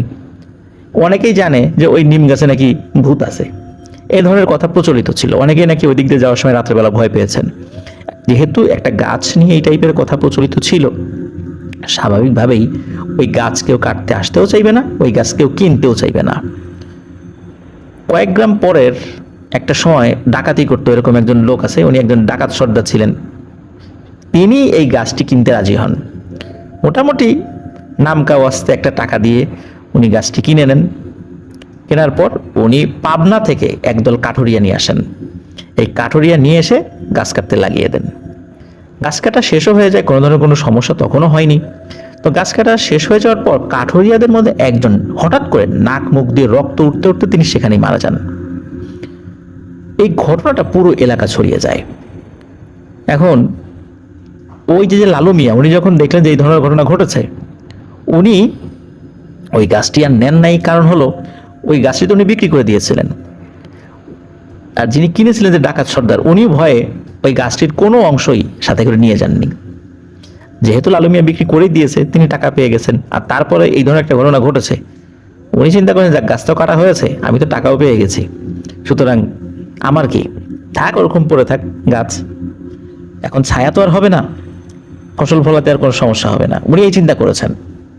আর ওদিকে যিনি মারা গিয়েছেন ওই গাছ কাটতে গিয়ে, তার সাথে থাকা লোকজন তার ডেড বডি নিয়ে চলে যায়। বেশ কিছুদিন ওই গাছের গুড়ি বা গাছের ডালপালা ওখানে পড়ে থাকে, কেউ ধরে না। এরপরে কি হয় যে ওই গ্রামের একজন লোক, তার নাম হচ্ছে আব্দুল কাদের, তিনি চিন্তা করেন যে এই গাছটি তো এখানে পড়ে আছে, কেউ তো নেয়ও না, ভয়ে ধরেও না, এই গাছটা আমি নিয়ে এসে ঢেকি বানাই, যেহেতু গাছ কাটা হয়েই গেছে আর কি হবে। তো উনি ঢেকি বানান। আর আগেকার দিনে তো ঢেকিতেই ধান গম এগুলো ভাঙাতে হতো। মূলত ঢেকি তৈরি করার জন্য ওই নিম গাছের গুড়ি বাড়িতে নিয়ে আসেন, ঢেকি তৈরিও করেন। প্রথম দিকে কোনো ঘটনা ঘটে না। হঠাৎ করে একদিন একটা ঘটনা ঘটে দিনের বেলা। তার মেয়ে যখন ধান ভাঙাতে গেছে, হঠাৎ করে ঢেকি থেকে পা পিছলে তার মেয়ে পড়ে যায়। পড়ে যে খুব মারাত্মক ব্যথা পেয়েছে বিষয়টা এরকম না, হালকা ব্যথা পেয়েছে। কিন্তু সমস্যা হলো এই পায়ে ব্যথা পাওয়ার পরে মূলত পায়ে ব্যথা পেয়েছিল, এক পায়ে। এই হালকা ব্যথা লেগেছে, তাতেই তার শরীরের নিচের অংশ প্যারালাইজডের মতো হয়ে যায়। সারা জীবনে আর কখনোই তিনি সুস্থ হননি, এক কথায় তিনি প্রতিবন্ধী হয়ে যান। এই ঘটনার পরে আব্দুল কাদের ভয়ে সেই নিম গাছ দিয়ে বানানো ঢেকি তাদের বাইরের বাড়ির বাইরের একটা জায়গায় ফেলে দিয়ে আসেন। সেখানে বেশ অনেক দিন ওটা পড়ে থাকে। ওখান থেকে ওই একই গ্রামের মনসুর আলী নামে একজন ব্যক্তি, উনি ওই ঢেকিটা তার বাসায় নিয়ে যান। ওই মনসুর আলীর বাড়ির একজন নারী সদস্য ওই ঢেকিতে যখন কাজ করছিলেন, তিনিও নাকি পা পিছলে পড়ে যান, এবং সেম ঘটনা ঘটে যে ঘটনাটি আব্দুল কাদেরের মেয়ের সাথে ঘটেছিল। মনসুর আলীর বাড়ির ওই নারী সদস্য প্যারালাইজড হয়ে যান, শরীরের একটা অংশ প্যারালাইজড হয়ে যায়, পুরো বডি হয়নি, একটা অংশ হয়েছিল। এই দুটো ঘটনা, একই রকমের ঘটনা যখন ঘটে, তখন গ্রামের লোকজনের সকলের কাছে এই মেসেজটা চলে যায় যে এই গাছের এই গুড়ি নিয়ে যেই কোনো কাজ করবে তার ক্ষতি হবে। এই নিম গাছের এই ঢেকি নিয়ে প্রথমত গুড়ি আকারে ছিল, তারপরে ঢেকি বানিয়েছে, এটা নিয়ে সকলের মধ্যে একটা আতঙ্ক সৃষ্টি হয়। এখন মনসুর আলী এই গাছ নিয়ে কি করবে ভেবে পায় না। উনি কি করেন, ওই ঢেকি নিয়ে তার বাড়ির থেকে দূরে রাস্তার পাশে ফেলে দিয়ে আসেন, যে আপদ বিদায় হলো, এটা নিয়ে যে যা খুশি করুক, তার আর এইসব নিয়ে ঝামেলা করার ইচ্ছা নেই। এইভাবে অনেকদিন পরে আছে, রোদে এটা শুকিয়ে গেছে। কিছুদিন পরে ওই গ্রামে আবুল হোসেন নামক একজন ব্যক্তি ছিল, তো উনি বিয়ে করবেন। এখন বিয়ের অনুষ্ঠানের জন্য ধান সিদ্ধ করতে হবে, এখন সেই জন্য খড়ি প্রয়োজন। তো ওনার হঠাৎ করে মনে হলো রাস্তার পাশে এই যে নিম গাছের এই ঢেকিটা পড়ে আছে, তো এটা দিয়ে খড়ি বানাই, এটা নিয়ে অনেক কথা শুনছি, পুরাই ফেললে তার কোনো সমস্যা নেই, পুরালাম, আপদ বিদায় হইল, আর কারো বাড়িতেও যাবে না, কোনো ক্ষতিও হবে না। এই চিন্তা করে উনি একজন লোককে লাগিয়ে দেন যে এইটা কুড়াল দিয়ে ফেরে খড়ি বানাতে, যে খড়ি দিয়ে উনি ধান সিদ্ধ করবেন। তো ওই লোকটি চিন্তা করেন যে আগে তো বিভিন্ন ঘটনা ঘটছে, যে এখন তো এটা পুরাই ফেলা হবে, এটা আর কি হবে, আর রোদে শুকায়, এটা তো এখন চেনাই যায় না যে এটা একসময় এরকম নিম গাছ ছিল, আবার এটা থেকে ঢেকি বানানো হয়েছে। তো উনি চিন্তা করেন যে এটা নিয়ে আর কোনো প্রবলেম হবে না, উনি কুঠার দিয়ে বাস আঘাত করতে শুরু করেন। আঘাত করতে করতে বেশ খানিকটা খড়ি বানানো হয়ে গেছে, হঠাৎ করে কুঠারের যে লোহার অংশটা, এটি মাঝখান থেকে ভেঙে যায়। ভেঙে যাওয়ার পরে একটা অংশ ছুটে এসে তার পায়ে লাগে। পায়ে লাগার পরে উনি বেশ ব্যথা পেয়েছিলেন, কেটে গিয়েছিল। ওই দিনই তার পা অনেক ফুলে যায়, এবং 2 দিনের মাথায় ওনার পায়ের ওই অংশে নাকি পচন ধরে গিয়েছিল। পরবর্তীতে তার পা কেটে ফেলে তার প্রাণ বাঁচাতে হয়েছিল। এভাবে অধিকাংশ লোকেরই দেখা যাচ্ছে যে পায়ে আঘাত লাগে, যার ফলে তাদের শরীরে বিকলাঙ্গতার সৃষ্টি হয়। এদিকে বিয়ের ধান সেদ্ধ করার জন্য খড়ি বানানো যতটুকু বাকি ছিল ওই ঢেকি থেকে, ওই বাড়ির লোকজন মিলে তারা এই কাজটি করে ফেলেন, যে ওই লোকের পা কেটে গেছে, দেখে আমরা করি। তারা মিলে পুরো নিম গাছের ওই ঢেকিটাকে খড়ি বানিয়ে ফেলেন। এরপর ধান সেদ্ধ করার জন্য তারা লেগে যান। তো ওই নিম গাছের ঢেকির থেকে বানানো খড়ি চুলায় দিয়ে পোড়ানো হচ্ছে। বেশ কয়েকটা কাঠ পোড়ানোর পর একটা পিতলের একটা বড় হাঁড়িতে কিন্তু ওই ধান সেদ্ধ করা হচ্ছিল আর কি। হঠাৎ করে কি হয়, পিতলের হাঁড়ির যে নিচের যে বৃত্তাকার অংশটা ঠাস করে খুলে চুলার মধ্যে পড়ে যায়। চুলাটা আসলে ওই পাতিলের থেকে তো ছোট, নাহলে তো ওই পাতিলটা তো চুলার মধ্যে পড়ে যাবে। কিন্তু হঠাৎ করে মনে হলো যে ওই চুলাটা আকারে বড় হয়ে গেছে, এবং ওই চুলার নিচের অংশে ওই পাতিলের যে নিচের অংশটা সেটা চলে গেল। ঠিক এমন ভাবে চলে গেল মনে হচ্ছে বৃত্তাকার এই জিনিসটা। পিতলের হাঁড়িতে কিন্তু একটা জয়েন্ট থাকে, প্রিলিসেন্স আপনারা একটু খেয়াল করবেন, অনেক পিতলের হাঁড়িতে নিচের অংশে একটা জয়েন্ট থাকে। ওই জয়েন্টটা যদি খুলে ফেলা যায় একটা বড় একটা বাটির আকার ধারণ করে। তো মূলত ওই জয়েন্টটাই খুলে গিয়েছিল। অনেকে চিন্তা করেছে আগুনের তাপে হয়তোবা খুলে গিয়েছে, এটা হতেই পারে। তো ওর মধ্যে তো ধানগুলো পড়ে গেছে চুলার মধ্যে, চুলার আগুন নিভে গেছে। তারা ওই ধান সরায়, নিচে ছাই সরায়, কিন্তু অদ্ভুত ব্যাপার হলো মাত্র এই পিতলের হাঁড়ির নিচের অংশ যেটা চুলার মধ্যে পড়ে গেল, এটি কোথায় গেল? এটা আর খুঁজে পাওয়া যায়নি ওই চুলার মধ্যে। এটা একটা অদ্ভুত একটা ব্যাপার।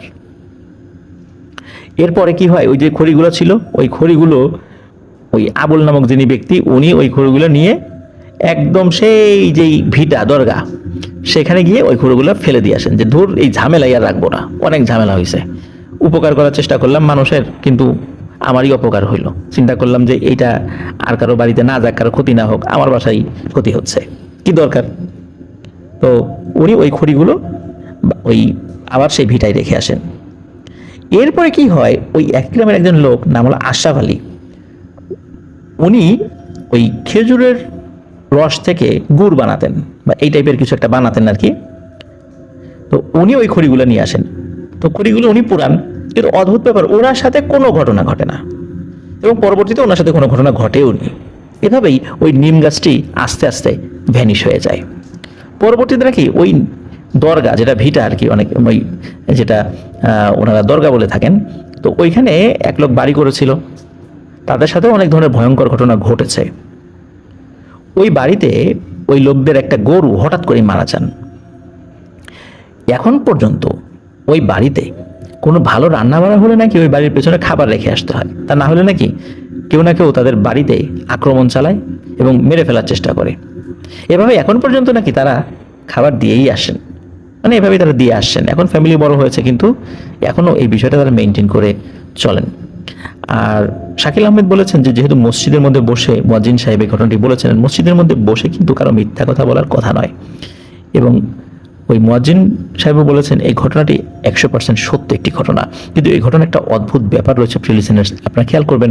সেটি হলো এই যে এতগুলো ভয়ানক ঘটনা ঘটলো, কোথাও কিন্তু কোনো ভয়ানক প্রাণী উপস্থিত হয়নি, যে কোনো ভয়ানক প্রাণী উপস্থিত হয়ে কোনো ক্ষতি করেছে বা স্বপ্ন দেখিয়েছে, এই ধরনের কোনো তথ্য কিন্তু আমরা পেলাম না। সবই রহস্যজনক। এই ঘটনাটি আসলেই রহস্যজনক ছিল। আমরা কেউ কেউ বলবো এটা কাকতালীয় ব্যাপার, হয়তো বা কোনো কারণে হয়ে গেছে, কিন্তু আসলে কি এতগুলো কাকতালীয় ঘটনা হওয়াটা সম্ভব একটা বিষয়কে কেন্দ্র করে? নিশ্চয়ই নয়। এই কারণে এই ঘটনাটি গ্রামের অনেকেরই কাছে ভৌতিক, কারো কাছে রহস্যময়। আমরা বলবো এটি ভৌতিক রহস্যময় দুটোই। এটি এমন একটি ঘটনা। ধন্যবাদ শাকিল আহমেদকে, চমৎকার একটি ঘটনা আপনি আমাদের সাথে শেয়ার করেছেন।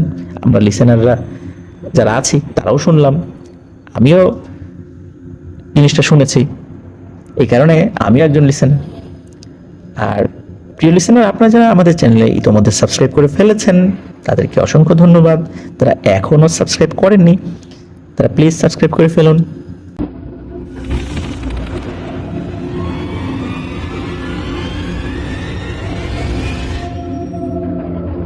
প্রিয় লিসেনার্স, এখন যে ঘটনাটি আমি আপনাদের সাথে শেয়ার করতে যাচ্ছি, এই ঘটনাটি যিনি পাঠিয়েছেন তার বাড়ি টাঙ্গাইল জেলার মির্জাপুরে। সঙ্গত কারণে তিনি তার নামটি প্রকাশ করতে চাননি, তবে তিনি তার নাম, ঠিকানা, তিনি কোথায় লেখাপড়া করেন বিস্তারিত আমাদেরকে জানিয়েছেন। তো তিনি যেভাবে লিখেছেন আমি সেভাবেই আপনাদের সামনে উপস্থাপন করার চেষ্টা করব ইনশাল্লাহ। চলুন শুরু করি। আসসালামু আলাইকুম আফনান ভাই, আশা করি আল্লাহর রহমতে ভালো আছেন। আমি আপনার সব ঘটনাই শুনি। এমন হয়েছে যে ঘটনা না শুনলে ঘুমই হয় না। আজকে আপনার সাথে আমার জীবনে ঘটে যাওয়া একটি সত্য ঘটনা শেয়ার করব। হয়তো অনেকে বিশ্বাস করবে, অনেকে করবে না, কিন্তু এই ঘটনাটা আমার সাথে হয়েছে এবং আমার পরিবার এই ব্যাপারে অবগত। প্রচারযোগ্য মনে হলে অবশ্যই প্রচার করবেন। দয়া করে আমার নাম গোপন রাখবেন। আমার বাসা টাঙ্গাইল জেলার মির্জাপুর থানায় অবস্থিত। 2020 সালে আমি এমন কিছু দর্শন করেছি যা আমার দেখার কথা ছিল না। আমি আমার মা বাবা ছাড়া কাউকে এই ঘটনাটা বলে বিশ্বাস করাতে পারিনি, কিন্তু জীবন গল্প তো মিথ্যা হয় না। আমাদের গ্রাম, আমাদের যে বাসা যেটা নেওয়া হয়েছে নতুন, সেখান থেকে খুব কাছে, হেঁটে গেলে 1 ঘন্টাও লাগে না। আমি আমার খুব কাছের এক আত্মীয়র কাছ থেকে শুনেছি আমাদের গ্রামের পথে যেতে একটা বাসা রয়েছে, সেখানে নাকি যেই যায় সেই নাকি অজ্ঞান হয়ে যায়, এমন কিছু দেখে যা নাকি স্বাভাবিক না। এদিকে একথা শুনে আমার তো উৎসাহ কাজ করছে। তখন রোজার দিন চলছে, তো ভাবলাম যাই, কি হয় ওখানে আমিও দেখব। ঠিক 8ম রোজার দিন ডিসিশন নিয়েছি, যাব মানে যাবই, আজকে সন্ধ্যার পর অবশ্যই যাব। বাসা থেকে বের হলাম, সাথে একটা ফোন এবং পকেটে 35টা টাকা নিলাম। 35 টাকা নিয়ে পুরনো বাস স্ট্যান্ডে পৌঁছিয়ে গেলাম। উল্লেখ্য যে আমাদের এই এলাকায় দুটো বাস স্ট্যান্ড, একটা নতুন বাস স্ট্যান্ড আর একটা পুরনো বাস স্ট্যান্ড নামে এই দুটো বাস স্ট্যান্ড পরিচিত। রাস্তায় একটা মানুষও নাই, তখন বাজে 7:03 মতো। পুরো রাস্তা ফাঁকা, এমনকি একটা কুকুর বিড়ালও দেখা যাচ্ছে না, কারণ তখন পুরো দমে লকডাউন চলছে। বাইরে বের হওয়া সম্পূর্ণ নিষেধ ছিল। তারপর একটু আগেই মাত্র ইফতার শেষ হলো, তার জন্য রাস্তাঘাটে একদমই মানুষ ছিল না। পুরো রাস্তা শুনশান নীরব, মনে হচ্ছে ঠিক ভোর রাতে যেভাবে রাস্তা যেভাবে হয়, কোনো মানুষজন থাকে না, ঠিক তেমন। হঠাৎ করে আম্মুর ফোন আসলো, জিজ্ঞেস করলো আমি কোথায়। আমি উপস্থিতভাবে মিথ্যা কথা বলেছিলাম। আমি বললাম আমি বাসার ছাদে। আমাদের বাসার পাশে একটা বিল্ডিং রয়েছে, ওইটার ছাদে ইফতারের পর আড্ডা দেওয়া হয়। কারণ লকডাউনে কেউ বাইরে যায় না, বাইরে গেলেই আইন শৃঙ্খলা রক্ষাকারী বাহিনীর সদস্যরা এসে জেরা শুরু করে, এই কারণে কেউ বাইরে যেতে চায় না। আর ওই বিল্ডিংয়ের ছাদের উপরে আমরা আড্ডা দিতাম। বাইপাস যাওয়ার পর হাতের ডানে হেঁটে যাচ্ছি, আর একটু গেলে আর একটা বিল্ডিং পড়ে। লাইটের আলোয় দেখলাম বিল্ডিংয়ের নিচে আমার ছায়ার পেছনে আর একটা ছায়া। দেখে মনে হচ্ছে একটা মানুষ ঠিক আমার পিছনে দাঁড়িয়ে আছে, যার কারণে তার ছায়া আমার ছায়ার পেছনে এসে পড়েছে। বিষয়টাকে গুরুত্ব দিলাম না, কারণ লাইট যদি একাধিক থাকে আশেপাশে তাহলে কিন্তু অনেকগুলো ছায়া সৃষ্টি হয়। কিন্তু অদ্ভুত ব্যাপার হলো, আমার পেছনে যে ছায়াটি দেখা যাচ্ছে মনে হচ্ছে এই ছায়াটির মাথা নেই। এদিকে আমার শরীরের মধ্যে উত্তেজনা কাজ করছে, রক্ত গরম, যাব মানে যাবই, ওই বাড়িটা দেখব। আমি এগোতে থাকলাম। রাস্তাটা ছিল একদম নীরব, ল্যাম্পপোস্ট ছাড়া কিছুই নেই। দুই একটা প্রাইভেট কার দাঁড় করানো ছিল রাস্তায়। অনেক দূরে শিয়াল ডাকছে। সব মিলিয়ে এক আজব ভৌতিক পরিবেশ ছাড়া আর কিছুই নয়। সোজা রাস্তার এক পাশে কুমুদিনী হসপিটালের লম্বা ওয়াল, আর এক পাশে বিআরটি এর বাস রাখার গ্যারেজ। আর একটু সামনে এগোলে হাতের ডানে একটা ছোট্ট পুকুর, আর বামে কিছু ঘরবাড়ি। ওই বাড়িতে যেতে হলে আমাকে এই রাস্তার বামে মোড় নিতে হবে, কারণ রাস্তাটা সোজা উত্তরবঙ্গের রোডের সাথে মিলেছে। কিছু দূর যেতেই ওই বাসার সামনে পৌঁছে গেলাম। বাসাটা আমার বাসা থেকে মাত্র 1 থেকে 1.5 কিলোমিটার দূরে। বাসাটা একটা ব্রিজের পাশেই। ব্রিজ থেকে হাতের বামে নেমে গেলে নদীর কোল ঘেঁষেই বাসাটা। গেলাম বাসার সামনে। খুবই সাধারণ একটা বাসা, উপরে টিনে মরিচা ধরে জায়গায় জায়গায় একদম নষ্ট হয়ে গেছে বোঝা যাচ্ছে। মোবাইলের আলোতে সব দেখার চেষ্টা করছিলাম। আমি বাসার ভেতরে গেলাম, গিয়ে দেখি একদম জরাজীর্ণ অবস্থা। দরজার কপাটগুলো ভাঙা। ঢোকার ইচ্ছা না থাকলেও এক প্রকার জেদের কারণেই ঢুকলাম ভেতরে। ফোনের আলো জ্বালালাম। বাসাটা টিনের এবং 2টা রুম আছে। একটা আর একটা থেকে বেড়া দিয়ে আলাদা করা ছিল, কিন্তু অনেকদিন কেউ না থাকার কারণে ওই বেড়াগুলো ভেঙে গেছে এবং নিচ দিকে অনেক বেশি ভেঙে গেছে। নিচ দিকে তাকালে অন্য পাশের রুম খুব ভালো করেই দেখা যায়। আমাকে যিনি আমার এক আত্মীয়া মহিলা এই বাড়ির কথা বলেছিলেন, তার কাছ থেকে আমি শুনেছিলাম ওই বাসায় নাকি একজন মহিলা এবং তার নাতনি থাকতো, কিন্তু হঠাৎ জানি তারা কোথায় চলে যায়। তাদের ব্যাপারে গ্রামের মানুষরা খুব একটা জানতো না। এরপর থেকে বাসাটা এভাবেই পড়ে আছে গত 16 বছর ধরে। পুরো বাসা খুঁজলাম, কিচ্ছু নাই। শুধু একটা ঘুণে ধরা চৌকি, একটা বাচ্চাদের বল পড়ে আছে, আর ঘুণে ধরা কাঠ থেকে এক প্রকার কটকট আওয়াজ ছাড়া আর কোনো শব্দই নেই। অনেক সময় কাঠের মধ্যে এক ধরনের পোকা থাকে যেগুলো কটকট শব্দ করে কাঠ খেতে থাকে, ঠিক সেই শব্দ পাচ্ছিলাম আমি।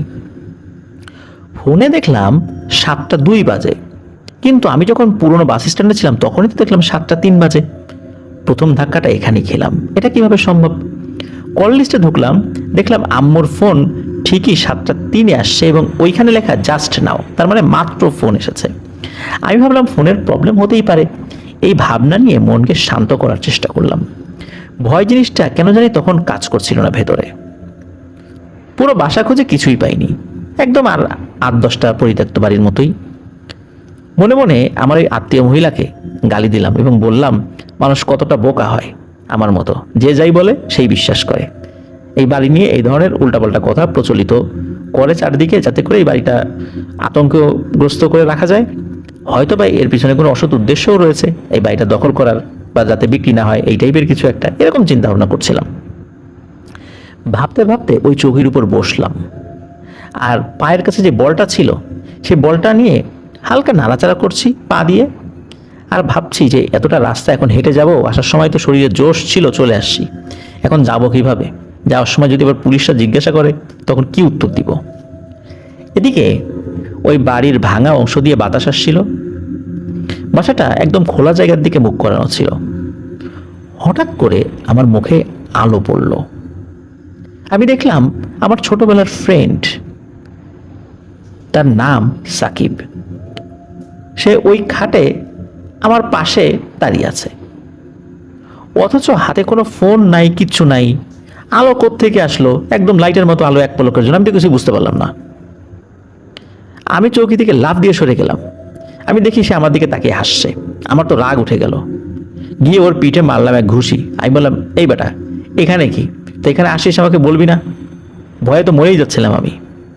তখন ও আমাকে বললো, আরে বেটা তোরে দেখলাম, আমি দেখি যে তুই আসতেছিস তাই আমি আসলাম, তোর সাথে সাথে কিছু বলি নাই। তো আমি আবার সাহস পেলাম, যাক পরিচিত একজন পাওয়া গেল। হঠাৎ করে যদিও দেখে ভয় পেয়েছিলাম, কিন্তু সাহস ফিরে পেলাম। আমি বললাম, আচ্ছা এই বাসায় নাকি ভূত আছে? আমার এক আত্মীয় মহিলা আমাকে শোনালো। ও হেসে বলে, আরে ভূত টুত কিচ্ছু নাই, এগুলো সব মিথ্যা কথা, এসে তো দেখলি, কিছু পেয়েছিস?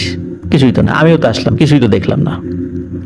তো ও হঠাৎ হাসি বন্ধ করে বলে উঠলো, একখানে চল তোকে নিয়ে যাই। আমি বললাম, কোথায়? তো সে বলে, আমার খালাতো বোনের বিয়ে, এই বাসার পেছনেই, খাওয়া দাওয়া করে যাবে। আমি কিছুটা অপ্রস্তুত হলাম। আমি দেখলাম আমার ফোনের ঘড়িতে 7:35 বাজে। মনে মনে ভাবলাম ক্ষুধাও লেগেছে, ইফতারির পরে ভালো কিছু বা ভারী কিছু খাই নাই, আর এমনিতেও বাসায় সবজি রান্না করেছে, বিয়ের দাওয়াত কিভাবে মিস করি। আবার এটাও ভাবছিলাম যে এখন লকডাউনের কারণে তো এই ধরনের সামাজিক অনুষ্ঠানগুলো নিষিদ্ধ করা, ওরা আবার এটা কিভাবে আয়োজন করলো আমার মাথায় ঢুকছিল না। যাই হোক, হতেই পারে। ওরা 7-5 না ভেবে গেলাম ওর সাথে ঠিক ওই বাসার পেছনে। আমি ওকে জিজ্ঞেস করলাম ওই বাসার থেকে বের হতে হতে যে, কিরে দিনকাল কেমন যায় রে তোর? তখন ও আমাকে বলল, অন্ধকারের মধ্যে পচা বাঁশের গন্ধ আর পোকার কামড় সহ্য হয় না রে দোস্ত। আমি হঠাৎ করে একটা অদ্ভুত অনুভূতি নিজের মধ্যে ফিল করলাম। আচ্ছা ও এই উত্তরটা দিল কেন? এটা তো কোনো নর্মাল উত্তর না। আর ও বললো যে ও আমার পিছু পিছু নাকি এখানে আসছে, তো পিছু পিছু আসলে আমি অবশ্যই বুঝতে পারতাম। আর আমি পুরো বাড়িটা ঘুরলাম, ওকে একবারও দেখলাম না। আর বের হয়ে যে বাসার বাম পাশ দিয়ে পেছনে যখনই গিয়েছি, তখন এক মুহূর্তের জন্য আমি নিস্তব্ধ হয়ে গিয়েছি। এ তো অসম্ভব। আমি এই বাসায় ঢোকার সময় পেছনে গাছ আর ক্ষেত ছাড়া কিছুই দেখিনি, কিন্তু এত সুন্দর গেট, এত সুন্দর আলো কোত্থেকে আসলো? এটা তো হওয়ার কথা না। আর করোনার কারণে এখন এভাবে গেট সাজিয়ে কেউ অনুষ্ঠান করবে, এটা তো সম্ভব নয়। এত বড় গণজমায়েত তো হতে দেবে না, কারণ করোনার পিক সিজন চলছে যখন। আর এখানে যে আলোক সজ্জা, সেটা তো 2 কিলোমিটার দূর থেকেও দেখার কথা, তা আমি কেন এত কাছ থেকেও দেখলাম না? এটা ভাবছি, হঠাৎ করে আমার ওই ফ্রেন্ড বললো, কিরে আয় আয় ভিতরে আয়। তখন আমি মনে মনে ভাবলাম, আচ্ছা ওর কথা যদি না শুনি আবার কেমন হয়, আমার মনেও ভুল হতে পারে, নাও দেখতে পারি, অনেক কিছুই তো চোখে এড়িয়ে যায়। তো এই চিন্তা করে আমি ওর সাথে ভেতরে যাই। তো গেলাম ভেতরে, বড় জোর 40 জনের মতো মানুষ হবে সেখানে, সবকিছু সাজানো গোছানো, 10টার মতো টেবিল আছে খাওয়ার জন্য, বর কনে সবাই উপস্থিত, কিন্তু কারো মুখে হাসি নাই, কেউ মুখ খুলছে না। আমার ফ্রেন্ড ওইখানে যাওয়ার পর একদম চুপ। আমি দাঁড়িয়ে আছি, চারদিকে দেখছি, একদম সাজানো গোছানো সবকিছু মনে হচ্ছে, এবং এটাও মনে হচ্ছে এইমাত্র মনে হয় সবকিছু সাজানো হয়েছে। আমি দেখলাম যিনি কনে, তার গলায় একটা সুন্দর চকচকে হার। তো ওটা দেখে আমি বর কনের ছবি তুললাম, এবং ওই নেকলেসটা আমার খুব ভালো লেগেছিল। এখন কথা হলো যে আমার কাছে মনে হচ্ছিল আমি এমন একটা ঘোরের মধ্যে চলে গিয়েছি, সবকিছু মনে হচ্ছে আমার কাছে অদ্ভুত লাগছে, কেমন যেন লাগছে, ঠিক আসলে বোঝানো যাবে না। ছবি তুলে ফোন পকেটে রাখলাম, এদিকে কারো মুখে হাসি নাই। আমার কাছে মনে হচ্ছে এটা একটা কবর। ফ্রেন্ড বল, আমার কাছে যে ফোনটা ছিল সেটা বের করলাম, দেখি তখন 7:45 উপরে বাজে। আমার ফ্রেন্ডকে ডাক দিয়ে বললাম, দোস্ত এখন যাই, আম্মা রাগারাগি করবে, অনেকক্ষণ হলো বের হয়েছি। তখন আমার বন্ধু বলল যে, না খেয়ে যাবি? এটা কি ঠিক? আসছিস, খাওয়া দাওয়া করে যা। তো আমার আসলে ওই অবস্থা দেখে খাওয়া দাওয়া করতে ইচ্ছে করছিল না। আমি চারদিকে ভালো করে তাকালাম, আমি দেখলাম যেখানে অনেকগুলো লোক আছে, তার মধ্যে 4 জন লোককে আমার চেনা চেনা লাগছে। এবং যখন দেখলাম যে এদেরকে চেনা চেনা লাগছে, তখন আমার কাছে একটু স্বাভাবিক লাগছে। তার মধ্যে আমাদের বাসার পরে আমার দাদির বাসা, তারপর ওই লোকটার বাসা, যার নাম হচ্ছে জয়নাল। আমি তাকে ছোট থেকেই চিনি। রাস্তার মোড়ে ডিমের দোকান ছিল তার। আমার মনে হলো, যাক, অন্তত একটা লোক তো আমার খুব কাছাকাছি, মানে বাড়ি। আর একজন লোক ছিল, সে আমার চেনা খুব একটা না হলেও তার মুখ আমি চিনতাম।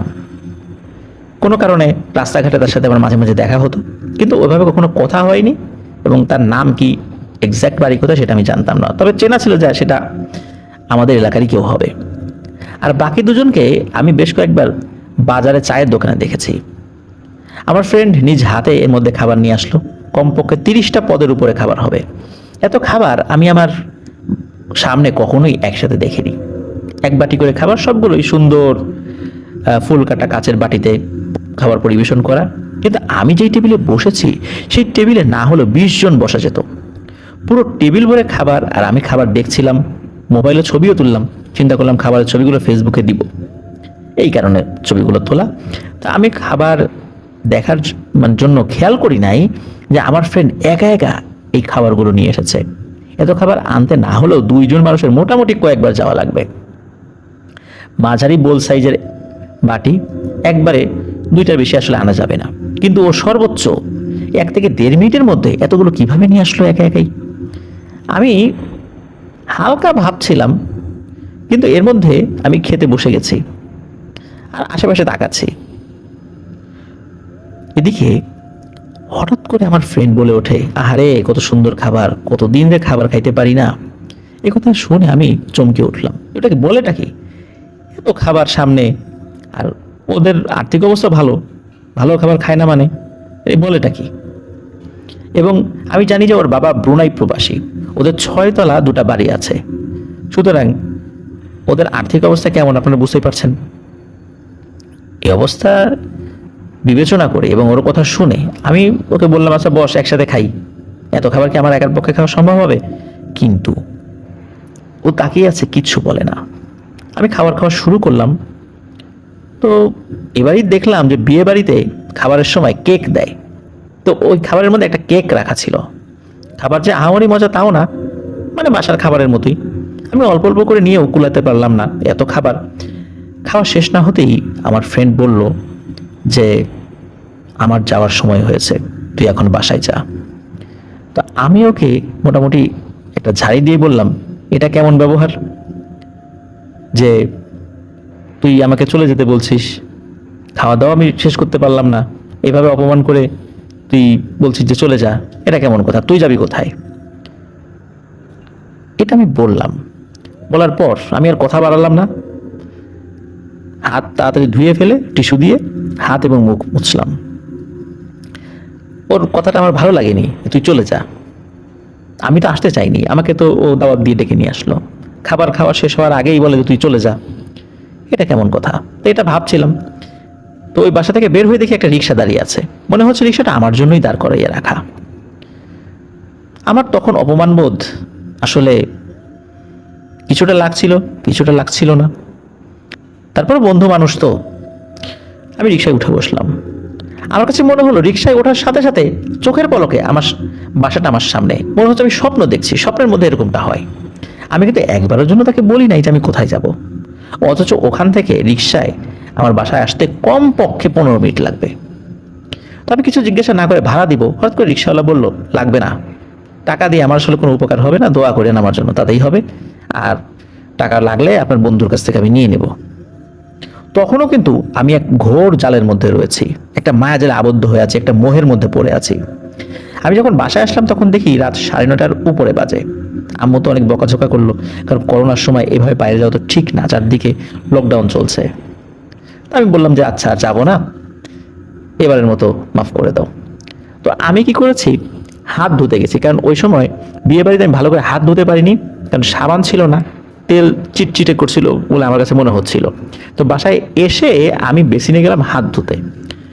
হাত ধোয়ার সময় আমি দেখি আমার পুরো হাত ভর্তি মাটি। ভাবলাম হয়তো বা রিক্সার সিটে ময়লা ছিল, এই কারণে হয়তো আমার হাতে মাটি। ওদিকে আমার আম্মু ডাকছে খাওয়ার জন্য। আমি তখন বললাম যে আমার তো পেট ভরা, আমি শুয়ে পড়লাম, আমি খেয়ে আসছি। এদিকে আমি শুয়ে যে ছবিগুলো তুলেছি সেই ছবিগুলো মোবাইল থেকে বের করা শুরু করলাম, কিন্তু আমি তো অবাক, আমার ফোনে একটু আগে তোলা একটা ছবিও নাই। ওখানে যাওয়ার আগে যে ছবিগুলো তুলেছিলাম এমনিতেই দিনের বেলা সেগুলো ছিল, কিন্তু এতগুলো ছবি তুললাম, এই ছবিগুলো কোথায় গেল? এটা কিভাবে সম্ভব? ডিলিট না হলেও রিসাইকেল বিনে তো থাকবে, ছবি নাই, একটাও নাই, এটা কেমন কথা? যাই হোক, ফোনটা মাথার কাছে রেখেই ঘুমালাম, মাথাও ব্যথা করছিল। হঠাৎ রাত 1টার দিকে ওয়াশরুমে যাওয়ার জন্য আমি বের হলাম। পেট ব্যথা করছিল এবং প্রচণ্ড বমি পাচ্ছিল। তো আমি যখন বেসিনে গেলাম, মনে হচ্ছে এখনই বমি করব, সত্যি বমি করলাম। কিন্তু অদ্ভুত ব্যাপার, আমার কাছে মানে এই দৃশ্যটা আমি ভুলতে পারবো না। এবং আমার সাথে যে ঘটনাটি ঘটলো সেটি হলো, আমি দেখলাম আমার গলা দিয়ে মাটি বের হচ্ছে, মুখ মাটিতে ভরে যাচ্ছে, মনে হচ্ছে যে আমার পেটের মধ্যে অনেক মাটি রয়েছে। আসলে কি এটা সম্ভব, পেট থেকে মাটি বের হওয়া? এটা কি কোনো যুক্তি তর্ক বা সায়েন্টিফিক ব্যাখ্যা দিয়ে বিশ্লেষণ করা যাবে? আমি বমি করলাম, তাও আবার মাটি, এটাও কি সম্ভব? যাই হোক, আমি কুলি করে ঘরে ঢুকে দরজা লাগিয়ে বসে পড়লাম। আমি ভাবছি, আচ্ছা কি হচ্ছে আমার সাথে আজকে? তখন আমি যে কাজটি করলাম, যে ফেসবুকে, বিশেষ করে মেসেঞ্জারে, আমি আমার এক বন্ধুকে নক দিলাম, দিয়ে বললাম, আচ্ছা সাকিবের নাম্বারটা দে তো। তখন আমার ওই বন্ধু বললো, ওর নাম্বার দিয়ে তুই কি করবি? ও তো 4 মাস আগেই মারা গেছে। কেন, তুই জানিস না? এখন এই কথা শোনার পর আমি তো আকাশ থেকে পড়েছি, যে হলোটা কি? 4 মাস আগে মারা গেছে আমি জানি না, অবশ্য না জানারই কথা, কারণ আমি নিজ এলাকা ছেড়েছি 2017 সালে এসএসসি পরীক্ষার পর, এই জন্য কারো খোঁজ নেওয়াও হয়নি। আমি তখন কি করব ভাবছি, অতিরিক্ত সাহস দেখানো আসলে ঠিক হয়নি। আমি ঘুমিয়ে পড়লাম। তার ঠিক পরের দিন ইফতারের আগ দিকে আমার আম্মু কাকে জাকাত দেবে সেই কথা বলছিলেন। তো আমি তখন বললাম যে ওই জয়নাল কাকাকে আর এবার জাকাত দেয়া যাবে না, অন্য লোককে দেই, ওনার অবস্থা আগে থেকে ভালো। এ বিষয়ে একটি বলে রাখা ভালো যে এই যে ডিম ব্যবসায়ী জয়নাল, তার 2 ছেলেই প্রতিবন্ধী, আর ব্যবসা একদম ছোট, একটা সিঁড়ির নিচে দোকান, দোকানটা খুব একটা বেশি চলে না, তাই অনেকেই কম বেশি তাকে জাকাতের টাকা দেয়। তো আমার কাছে মনে হয়েছিল যে এই জয়নালের মানে জয়নাল চাচার পোশাক আশাক দেখে তার অবস্থা আগের থেকে ভালো হয়েছে, যেহেতু বিয়ের অনুষ্ঠানে গিয়েছে। আমার কথা শুনে তখন আম্মু বলে যে জয়নাল সে কোত্থেকে আসবে? আর জয়নালকে তো আমি জাকাত দেওয়ার কথা বলছি না, কারণ ও তো 1 বছর আগেই মারা গেছে। এই কথা শুনে আমি কি বলবো তখন কিছুই ভেবে পাচ্ছিলাম না। যে লোকটাকে আমি গতকালকে রাত্রে সরাসরি দেখেছি, সেটা কি 1 বছর আগে মারা গেছে?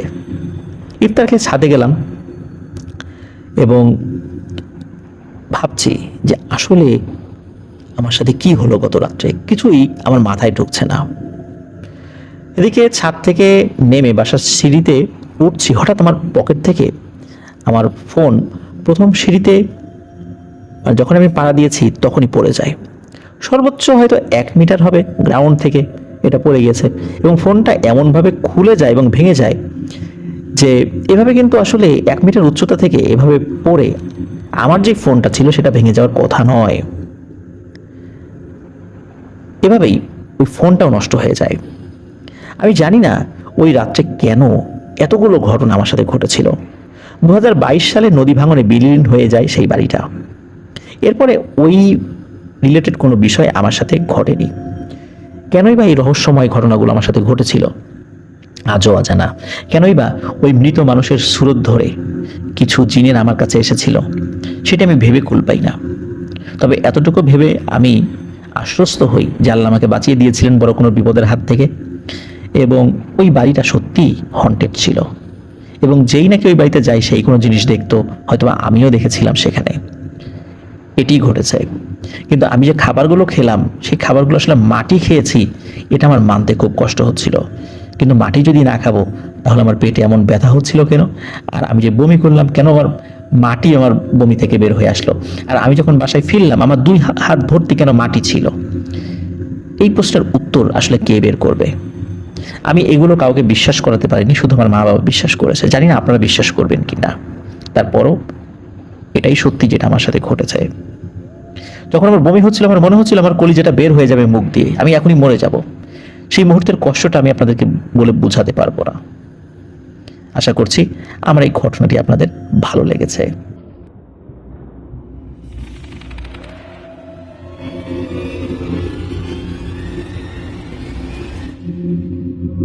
প্রিয় লিসেনার্স, এখন যে ঘটনাটি আমি আপনাদের সাথে শেয়ার করতে যাচ্ছি, এই ঘটনাটি আমাদেরকে দিয়েছেন মোহাম্মদ কাউসার আহমেদ জীবন, গ্রাম ছয়ঘরিয়া, পোস্ট সদর ইছাপুরা, থানা বুড়িচং, জেলা কুমিল্লা। উনি এর আগেও কিন্তু আমাদেরকে বেশ কয়েকটি ঘটনা দিয়েছেন। আর এখন যে ঘটনাটি মূলত আমি শেয়ার করতে যাচ্ছি, এই ঘটনাটি ওনার একজন অফিস কলিগের কাছ থেকে সংগ্রহ করেছেন। আর যার কাছ থেকে সংগ্রহ করেছেন তার নাম হচ্ছে নাহিদ ভুইয়া। এই নাহিদ ভাই শুধু তার গ্রামের নামটি উল্লেখ করতে নিষেধ করেছেন, তাছাড়া সব বিষয় উনি শেয়ার করেছেন বা সব বিষয় শেয়ার করার অনুমতি দিয়েছেন। এই কারণে শুধু গ্রামের নামটি বলছি না। এই নাহিদ ভাইয়ের বাড়ি হচ্ছে নোয়াখালী জেলার বেগমগঞ্জ থানার একটি গ্রামে। তো মূল ঘটনায় চলে আসি। ঘটনাটি ঘটেছে মূলত 2019 সালে নাহিদ ভাইয়ের জ্যাঠার পরিবারের সাথে। তার জ্যাঠার নাম হচ্ছে শাহ আলম। তো এই শাহ আলম জ্যাঠা দীর্ঘদিন ড্রাইভিং পেশার সাথে যুক্ত ছিলেন। এরপর তিনি সিদ্ধান্ত নেন এই পেশা ছেড়ে এলাকায় এসে অন্য কোনো কাজ করবেন, কারণ গাড়ি চালানো একটা ঝুঁকির ব্যাপার তো থাকেই। আর স্থায়ীভাবে কোনো কিছু করতে চাচ্ছিলেন গ্রামের থেকে। ম্যাক্সিমাম সময় পরিবারকে সময় দিতে পারেন না, বাইরে থাকেন, এই জন্যই মূলত এই ধরনের সিদ্ধান্তটা নেয়া। তো ওনার সর্বস্ব যা জমিয়েছিলেন এটা দিয়ে উনি এলাকাতে একটি জায়গা কেনেন এবং সেখানে ছোটোখাটো একটা থাকার মতো বাড়ি করবেন বলে সিদ্ধান্ত নেন। অতএব সেই পরিকল্পনা অনুযায়ী ওই জায়গায় উনি বাড়ি করার জন্য যে সমস্ত কাজগুলো করার দরকার ছিল সেই কাজগুলো শুরু করেন। জায়গাটা ছিল গ্রামের প্রধান সড়কের পাশে, অর্থাৎ গ্রামের শেষ প্রান্তে রাস্তার পাশে একটা ক্ষেতের জমি কিনেছিলেন। আশেপাশে কোনো ঘরবাড়ি ছিল না। তার জায়গার পেছনে ক্ষেতের আইলে কিছু তাল গাছ আর চারপাশে কিছু ফসলি জমি রয়েছে।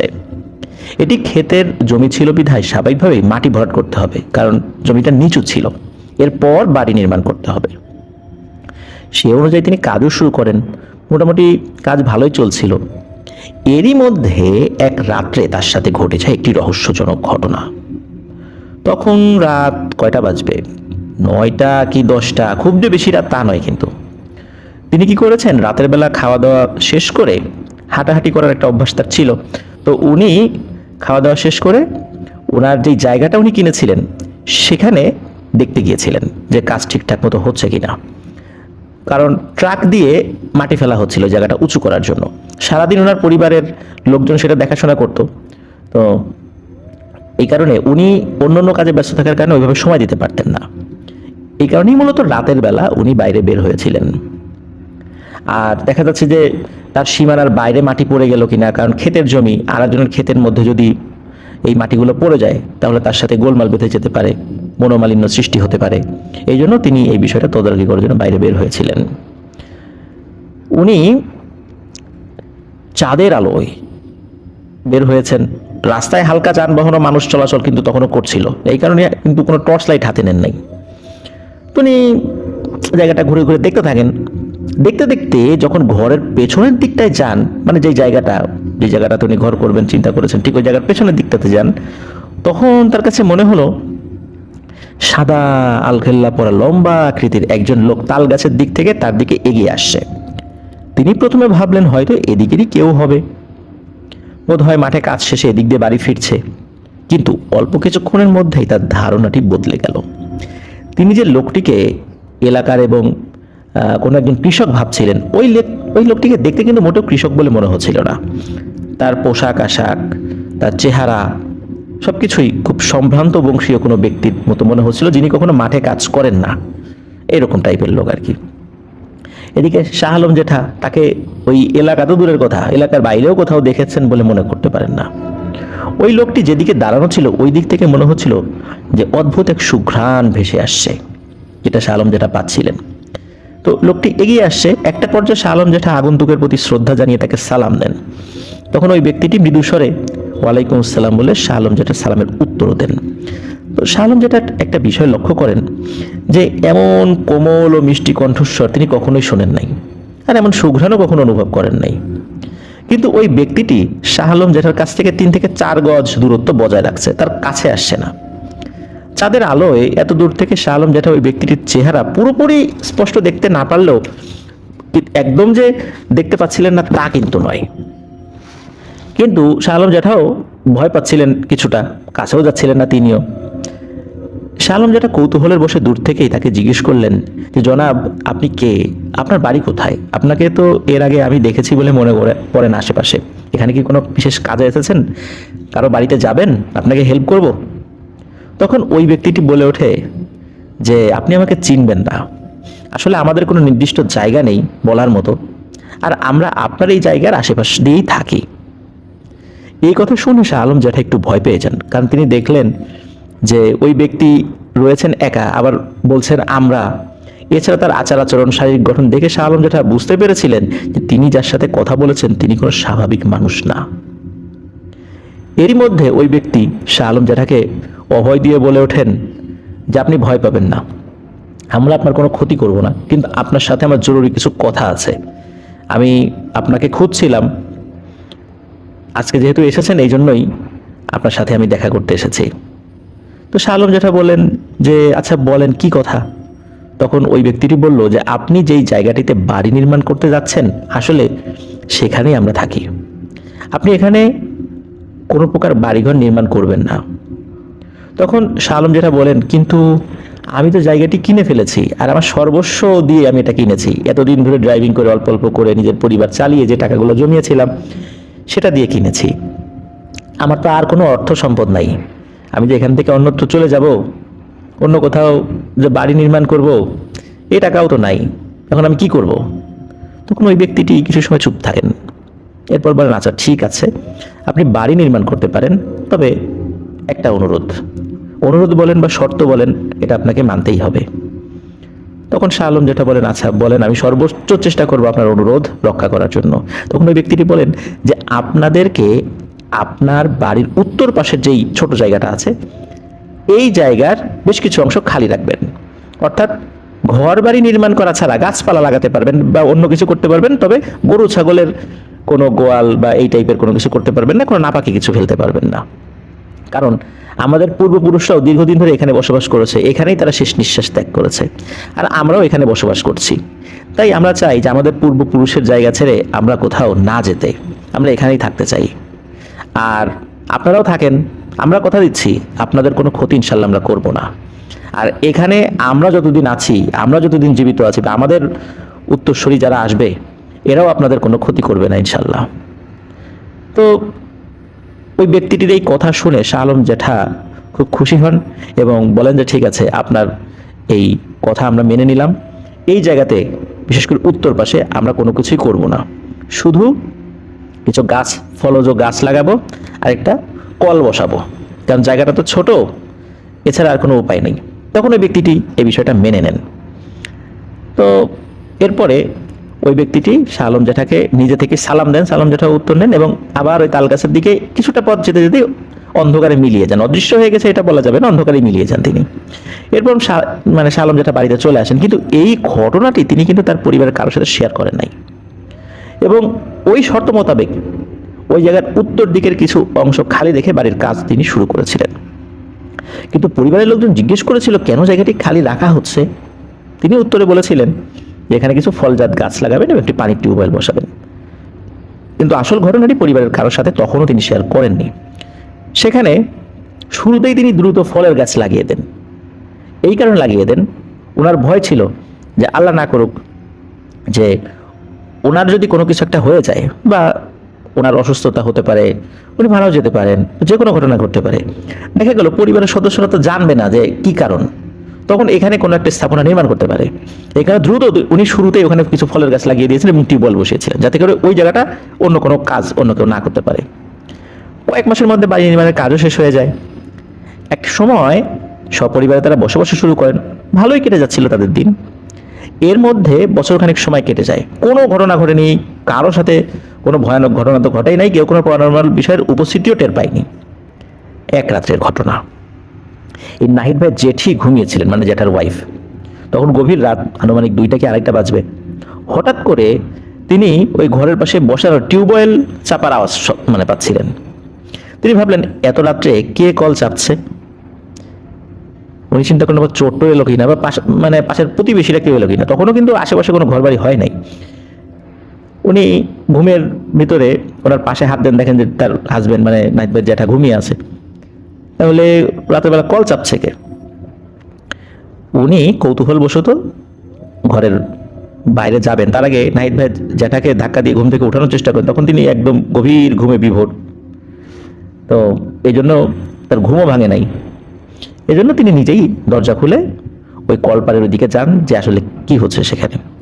তিনি কি করেছেন যে আস্তে আস্তে করে দরজাটি খুলে বাইরে না গিয়ে আড়াল থেকে দেখার চেষ্টা করছিলেন। পরে দেখতে পাচ্ছেন যে কিছু একটা, মানে ভালো বুঝতে পারছিলেন না, তবে দেখে মনে হচ্ছিল না এটা চোর বা ক্ষতিকর কিছু। এই কারণে উনি দরজা খুলে বাইরে বের হয়েছেন। যখন বাইরে বের হয়ে কাছে গেছেন, তখন হঠাৎ করে ওনার সামনে সেটা পুরোপুরি দৃশ্যমান হয়েছে। দেখেন সাদা পাঞ্জাবি পরা অনেক লম্বা দুজন ব্যক্তি, তাদের মুখ ভর্তি সাদা দাড়ি এবং মাথায় পাগড়ি। তাদের একজন কল চাপছে আর একজন অজু করছে। এই দৃশ্য দেখে নাহিদ ভাইয়ের জেঠি তাদেরকে জিজ্ঞেস করলেন যে আচ্ছা আপনারা কারা? আপনাদেরকে কোথাও দেখেছি বলে তো আমার মনে হয় না। আপনারা কোথায় থাকেন আর বা কোথা থেকে এসেছেন? এ কথা শোনার পর ওই দুইজন ব্যক্তি অনেকক্ষণ চুপ করে আছেন, একজন আরেকজনের দিকে তাকাতাকি করছেন। তখন ওদের মধ্যে একজন বলে উঠছে যে আপনি আমাদেরকে দেখে ফেলেছেন, আপনার তো আসলে দেখার কথা ছিল না, হয়তোবা কোনো কারণে আল্লাহ চেয়েছেন দেখে ফেলেছেন, আপনি আমাদেরকে চিনবেন না। আমরা এখানেই থাকি, আমরা তাহাজ্জুদের সালাত আদায় করব, তাই ওযু করছি। তবে একটা কথা বলে রাখি, আজকে আপনি যেভাবে হুট করে চলে এসেছেন এভাবে আর কখনো আসবেন না। হুট করে চলে আসলে আমাদের অসুবিধা হয়। আর রাতের বেলা এই সময় আমরা এখানে ওযু করতে আসি, তখন আপনারা অতি জরুরি কোনো কাজ ছাড়া, বিশেষ করে অনুরোধ রইল আপনাদের পরিবারের প্রতি, ঘর থেকে বাইরে বের হবেন না। অতি জরুরি কাজ থাকলে বাইরে বের হবেন, কিন্তু এছাড়া বাইরে বের হবেন না কৌতূহল বসে। ভাববার কোনো কারণ নাই আপনার বাড়িতে চোর আসবে, আপনার বাড়িতে চোর ঢুকতে পারবে না, এতটুকু আমরা ইনশাল্লাহ নিশ্চয়তা দিচ্ছি। সুতরাং চোর মনে করে বাইরে বের হবেন না। একথা শোনার পর তিনি বিষয়টা বুঝতে পারেন এটা কোনো স্বাভাবিক ঘটনা নয়, আর তিনি কোনো স্বাভাবিক মানুষের সাথেও কথা বলছেন না, তারা হচ্ছে জিন। তিনি আর দেরি না করে দ্রুত ঘরে ঢুকে দরজা লাগিয়ে শুয়ে পড়েন, কিন্তু তিনি ঘুমাতে পারছিলেন না, ভয়ে মানে ঠক ঠক করে কাঁপছিলেন। মানে এত দূরে কাঁপছিলেন, তার কাঁপুনিতে একটা পর্যায়ে নাহিদ ভাইয়ের জেঠার ঘুম ভেঙে গেছে। তিনি জিজ্ঞেস করেছেন কি হয়েছে, তখন বলেন যে বাইরে কি যেন দেখলাম। কি যেন দেখেছেন ওইটা কিন্তু শাহ আলম ভাইয়ের জেঠা, মানে শাহ আলম জেঠা যিনি, মানে নাহিদ ভাইয়ের জেঠা, উনি কিন্তু বুঝে ফেলেছেন যে কি দেখেছেন তার স্ত্রী। তখন উনি ওই সময়ের মতো সাহস দেওয়ার জন্য বলেন না তুমি ঘুমের ঘরে ভুল দেখেছো, কিছু না, ঘুমাও। তো ওই রাত্রে নাহিদ ভাইয়ের জেঠি তার ওয়াইফের সাথে, মানে নাহিদ ভাই জেঠার সাথে আর কোনো কিছু বিস্তারিত শেয়ার করেনি। সকালে ঘুম থেকে ওঠার পর স্বাভাবিক হওয়ার পরে সব বিষয় নাহিদ ভাই জ্যাঠার সাথে শেয়ার করেন। এগুলো শোনার পর নাহিদ ভাইয়ের জ্যাঠা কিন্তু এর আগে যা যা ঘটেছে, যে তারা কি ধরনের নির্দেশনা দিয়েছিলেন সব কিছু খুলে বলেন, এবং এটাও বলেন যে তোমাদেরকে শুরুতে বলি নাই, তোমরা ভয় পাবা এই জন্য, আর এত বছরের মধ্যে তো কোনো কিছু ঘটেও নাই। এই কথাগুলো বলার পরে তারা আশ্বস্ত হন এবং বলে দেন যে রাত 12টার পরে খুব প্রয়োজন ছাড়া ঘরে থেকে আমাদের কারো বের হওয়ার প্রয়োজন নাই, এবং উনিও তার সন্তানাদি সবাইকে বলে দিয়েছিলেন। এখন এই বিষয়টা তো পরিবারের মানে মধ্যে জানাজানি হওয়ার পরে কিছুটা তো ভয় কাজ করেই, তাই না? এরপরে এই বিষয়টা যেহেতু চলছিল, তারা সেখানে থাকছিলেন, কোনো সমস্যা হবে কি না ভবিষ্যতে, এই জন্য একজন বিজ্ঞ আলেমের কাছে পরামর্শের জন্য গিয়েছিলেন। তো ওই আলেম সব ঘটনা শোনার পর তার সাথে যে জিনরা ছিল তাদেরকে ওই জায়গাটাতে পাঠান। অল্প সময়ের মধ্যেই সেই জিনেরা চলে এসে ওই আলেমের কাছে কিছু বিষয় বলেন আর কি। তো ওইটা কেউ শুনছিলেন না, হয়তো বা উনি শুনছিলেন। তখন ওই আলেম বলেন যে আপনাদের ভয়ের কোনো কারণ নাই, আসলে ওরা খুব ভালো জিন, ওরা এমন প্রকৃতির জিন যে দেখা যাচ্ছে যে অনেক সময় জিনেরা মহিলাদের উপরে আসর করে। এই জিনেরা মহিলাদের সামনেও যায় না, এত পরহেজগার টাইপের জিন। আর হুট করে সেদিন চলে গিয়েছিলেন এই যে শাহ আলম জ্যাঠার ওয়াইফ, এটা হঠাৎ করে দেখে ওনারাই লজ্জিত হয়েছেন যে হঠাৎ করে একদিন মহিলা সামনে চলে এসেছে। আর এভাবে রাত বিরেতে হঠাৎ করে বাইরে বের হওয়া যাবে না, সেই পুরুষ কি মহিলা। আর হচ্ছে কোনো টর্চ লাইট বা বৈদ্যুতিক আলো সরাসরি তাদের দিকে ফোকাস করা যাবে না, বা ওই গাছের দিকে মারা যাবে না, এতে করে তাদের অসুবিধা হয়। এটা তারা বলেছেন যে হুটহাট করে যেন কেউ টর্চ লাইট না মারে, বা ওই সাইডে যেন কোনো পাওয়ারফুল বৈদ্যুতিক বাতি না দেওয়া হয়, এতে করে তাদের অসুবিধা হবে। এটাই শুধু তারা অনুরোধ করেছেন। এতটুকু সাবধানতা অবলম্বন করলে আর কোনো ক্ষতি হবে না, এবং ওরাও আপনাদেরকে তাদের সর্বোচ্চ চেষ্টা দিয়ে দেখে শুনে রাখবে আর কি, এটা বলেছে। তো এই সব কথা শুনে তারা আশ্বস্ত হয়ে বাড়িতে চলে আসেন। ওই আলেমের কথা এখন পর্যন্ত মেনে চলেছেন, আল্লাহর অশেষ রহমতে এখন পর্যন্ত কোনো সমস্যা হয়নি। জিন ও ইনসানের মধ্যে এখনো পর্যন্ত ওই জায়গায় মিত্রতাই চলছে, শত্রুতা নয়, এবং পারস্পরিক সহাবস্থান সেখানে চলছে। ওখানে ওই টাইপের কোনো ভয়ানক ঘটনা ঘটেও না, এবং তারা কখনো ভয়ানকভাবে তাদের সামনে দৃশ্যমানও হয় না।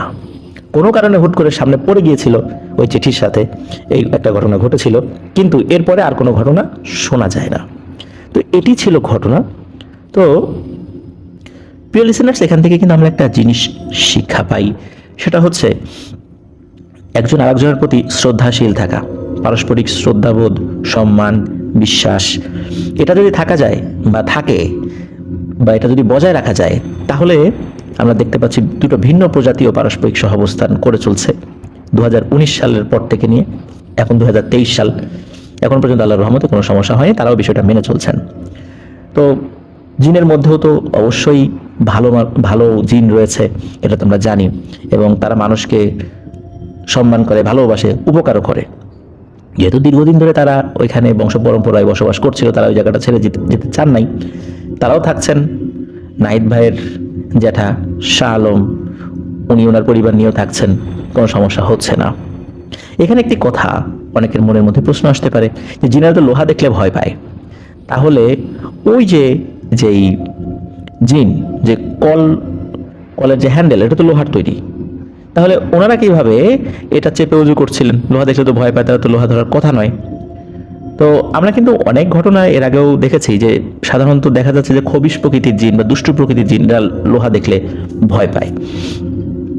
তো দেখা যাচ্ছে ভালো জিন, আর জিনদের মধ্যে তো বিভিন্ন প্রজাতি রয়েছে, তো ওনারা যারা ভালো, ওনারা হয়তোবা এই বিষয়গুলোকে ওভারকাম করতে পারেন আল্লাহর অশেষ রহমতে। এই ঘটনা থেকে কিন্তু সেটাই প্রতীয়মান হয় যে সব জিন কিন্তু লোহা দেখলে ভয় পায় না। প্রিয় লিসেনার্স, আশা করছি ঘটনাটি ভালো লেগেছে আপনাদের কাছে। আর আমাদের চ্যানেলে যারা ইতিমধ্যে সাবস্ক্রাইব করে ফেলেছেন তাদেরকে অসংখ্য ধন্যবাদ, জাযাকাল্লাহু খাইরান। আর যারা এখন আমাদের চ্যানেল সাবস্ক্রাইব করেননি তারা দ্রুত সাবস্ক্রাইব করে ফেলুন please. Afnan the horror world নামে আমাদের কিন্তু একটি ফেসবুক পেজ এবং গ্রুপ রয়েছে। এই দুটো লিঙ্কও কিন্তু আমরা আমাদের ভিডিও ডেসক্রিপশনে শেয়ার করেছি। সেখানে গিয়ে আপনারা আমাদের পরিবারের সদস্য হয়ে যেতে পারবেন। সেখানে আপনাদের মূল্যবান মতামত পোস্ট করতে পারবেন, কমেন্ট করে জানাতে পারবেন। আমরা সর্বোচ্চ চেষ্টা করি দ্রুততম সময়ের মধ্যে সেগুলোর রিপ্লাই দেওয়ার জন্য। তো চলুন চলে যাই আমাদের পরবর্তী ঘটনায়। তবে পরবর্তী ঘটনায় যাওয়ার আগে আমরা জানিয়ে রাখি কিভাবে আমাদেরকে ঘটনা পাঠাবেন। আপনারা যারা ঘটনা পাঠাতে চান তারা লিখে অথবা রেকর্ড করে যে কোনোভাবে ঘটনা পাঠাতে পারবেন afnandahorrorworld@gmail.com এই ইমেল অ্যাড্রেসে। আর ইমেল অ্যাড্রেসের স্পেলিংটাও আমরা আমাদের ভিডিওর ডেসক্রিপশনে দিয়ে রেখেছি, সেখানে গিয়ে স্পেলিংটা চেক করে নিতে পারবেন।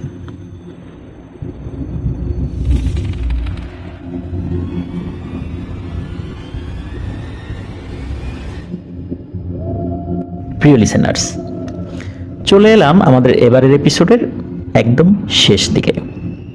আর এখন যে ঘটনাটি শেয়ার করব এটি আমাদের এবারের এপিসোডের শেষ ঘটনা, এবং ঘটনাটি দেশের বাইরের একটি ঘটনা, আমাদের পার্শ্ববর্তী দেশ ভারতের। ঘটনাটি যিনি পাঠিয়েছেন সঙ্গত কারণে তিনি তার নামটি প্রকাশ করতে নিষেধ করেছেন।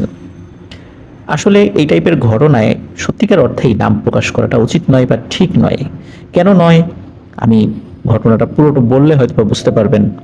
তো চলুন ঘটনা শুরু করি। ঘটনা যিনি পাঠিয়েছেন তার বাড়ি ভারতের পশ্চিমবঙ্গ রাজ্যের কলকাতা শহরে। উনি 2017 সাল বা 16 সাল বা এরকম একটা সময়ের দিকে ফেসবুকে ত্রিপুরার রাজধানী আগরতলার বাসিন্দা একটা মেয়ের সাথে ফেসবুকে পরিচয় হয়, তারপর কথা হয়। তো পারিবারিকভাবে সেটাকে তারা মানিয়ে নিতে সক্ষম হন। তাদের প্রথম দেখা হয়েছিল ভারতের আসামের গুয়াহাটিতে যে কামাখ্যা মন্দির রয়েছে সেখানে। কারণ যিনি ঘটনা পাঠিয়েছেন তিনি সহ তার পরিবার সেখানে গিয়েছিলেন, আবার যার সাথে তার সম্পর্ক হয়েছিল সেই মেয়েটিও তার পরিবার সহ ওখানে পুজো দিতে এসেছিলেন।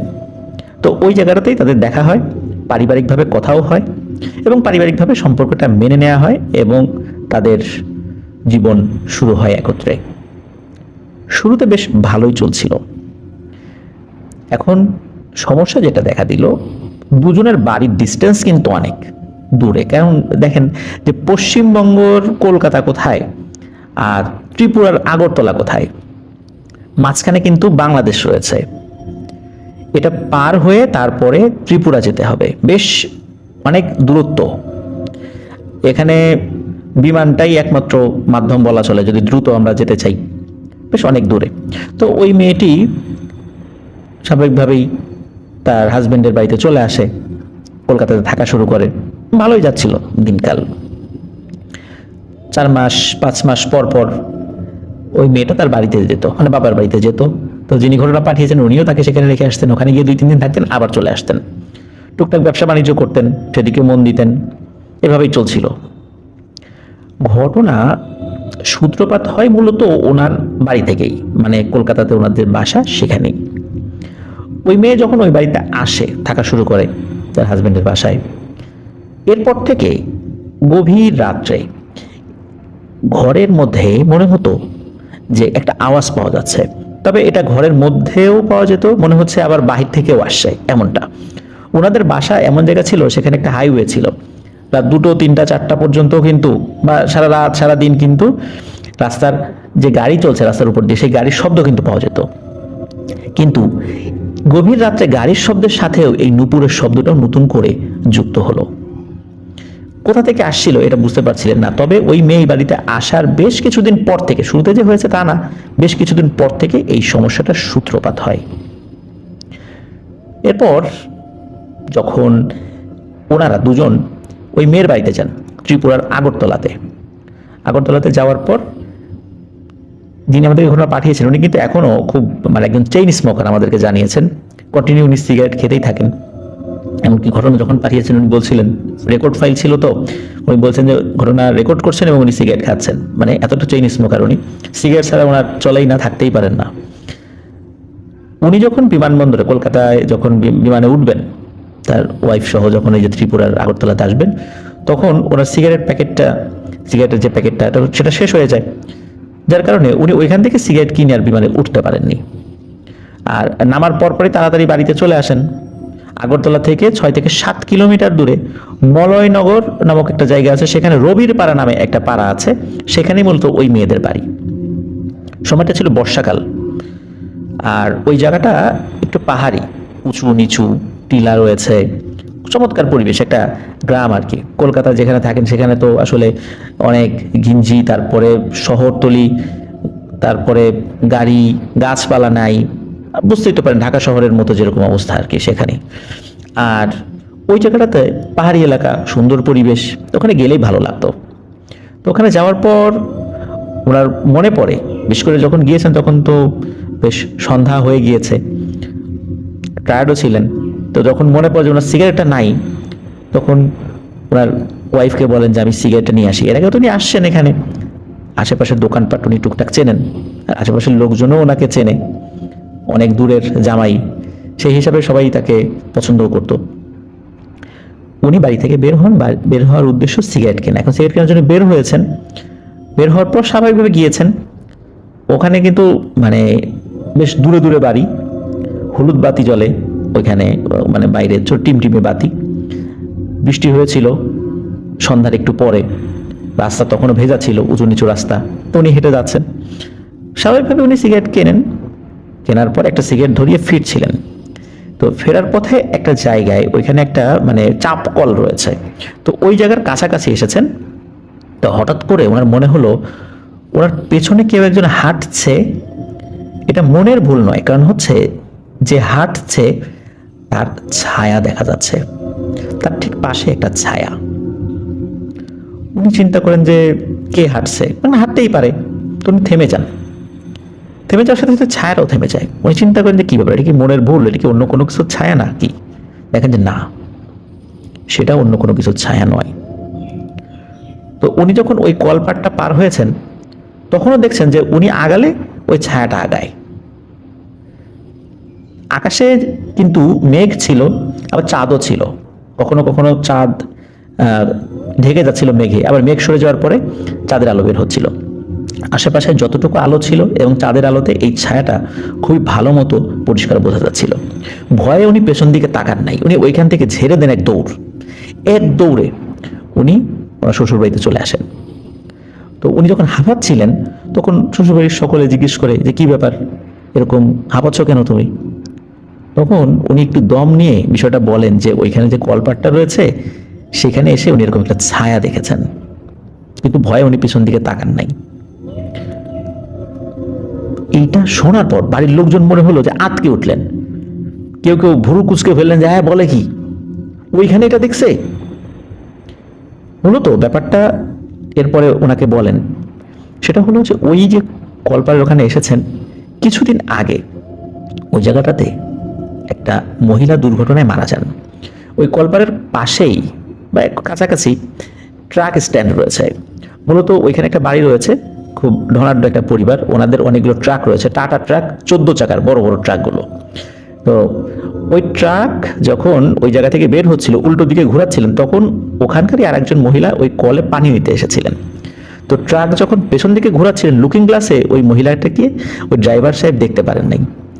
এই জন্য ওই ট্রাকের পিছনের অংশ হঠাৎ করে ওই মহিলার গায়ে সজোরে ধাক্কা দেয় এবং উনি দূরে ছিটকে পড়ে যান। ছিটকে পড়ে যাওয়ার সাথে সাথে মারাত্মকভাবে আহত হন। ওনাকে স্থানীয় একটা হসপিটালে দ্রুত নিয়ে যাওয়া হয়, কিন্তু হসপিটাল থেকে বলা হয় যে ওনার দুটো কিডনি খুব বাজেভাবে ফেটে গেছে এবং ফুসফুসও মারাত্মকভাবে ক্ষতিগ্রস্ত হয়েছে, উনি আর বেশিক্ষণ হয়তোবা বাঁচবেন না। এবং সত্যি ঘণ্টাখানেকের মধ্যে সকল চেষ্টাকে বৃদ্ধাঙ্গুলি দেখিয়ে তার যেই নিয়তি ছিল সে নিয়তির ডাকে সাড়া দিয়ে তিনি পৃথিবী থেকে চলে যান। মূলত এরপর থেকেই নাকি ওই জায়গাতে রাতের বেলা এরকম ভয় মানুষ পায়। তো এই জিনিসটা জানতে পারেন। তো উনি আসলে এতটাই ভয় পেয়েছিলেন যে এখন মানে খুব একটা বাজে অবস্থা, এরকম সিচুয়েশনতেও উনি কখনো ফেস করেন নাই, আর উনি এগুলোতে বিশ্বাসও কম করতেন। খাওয়া দাওয়া করে উনি স্বাভাবিকভাবে শুয়ে পড়েছেন।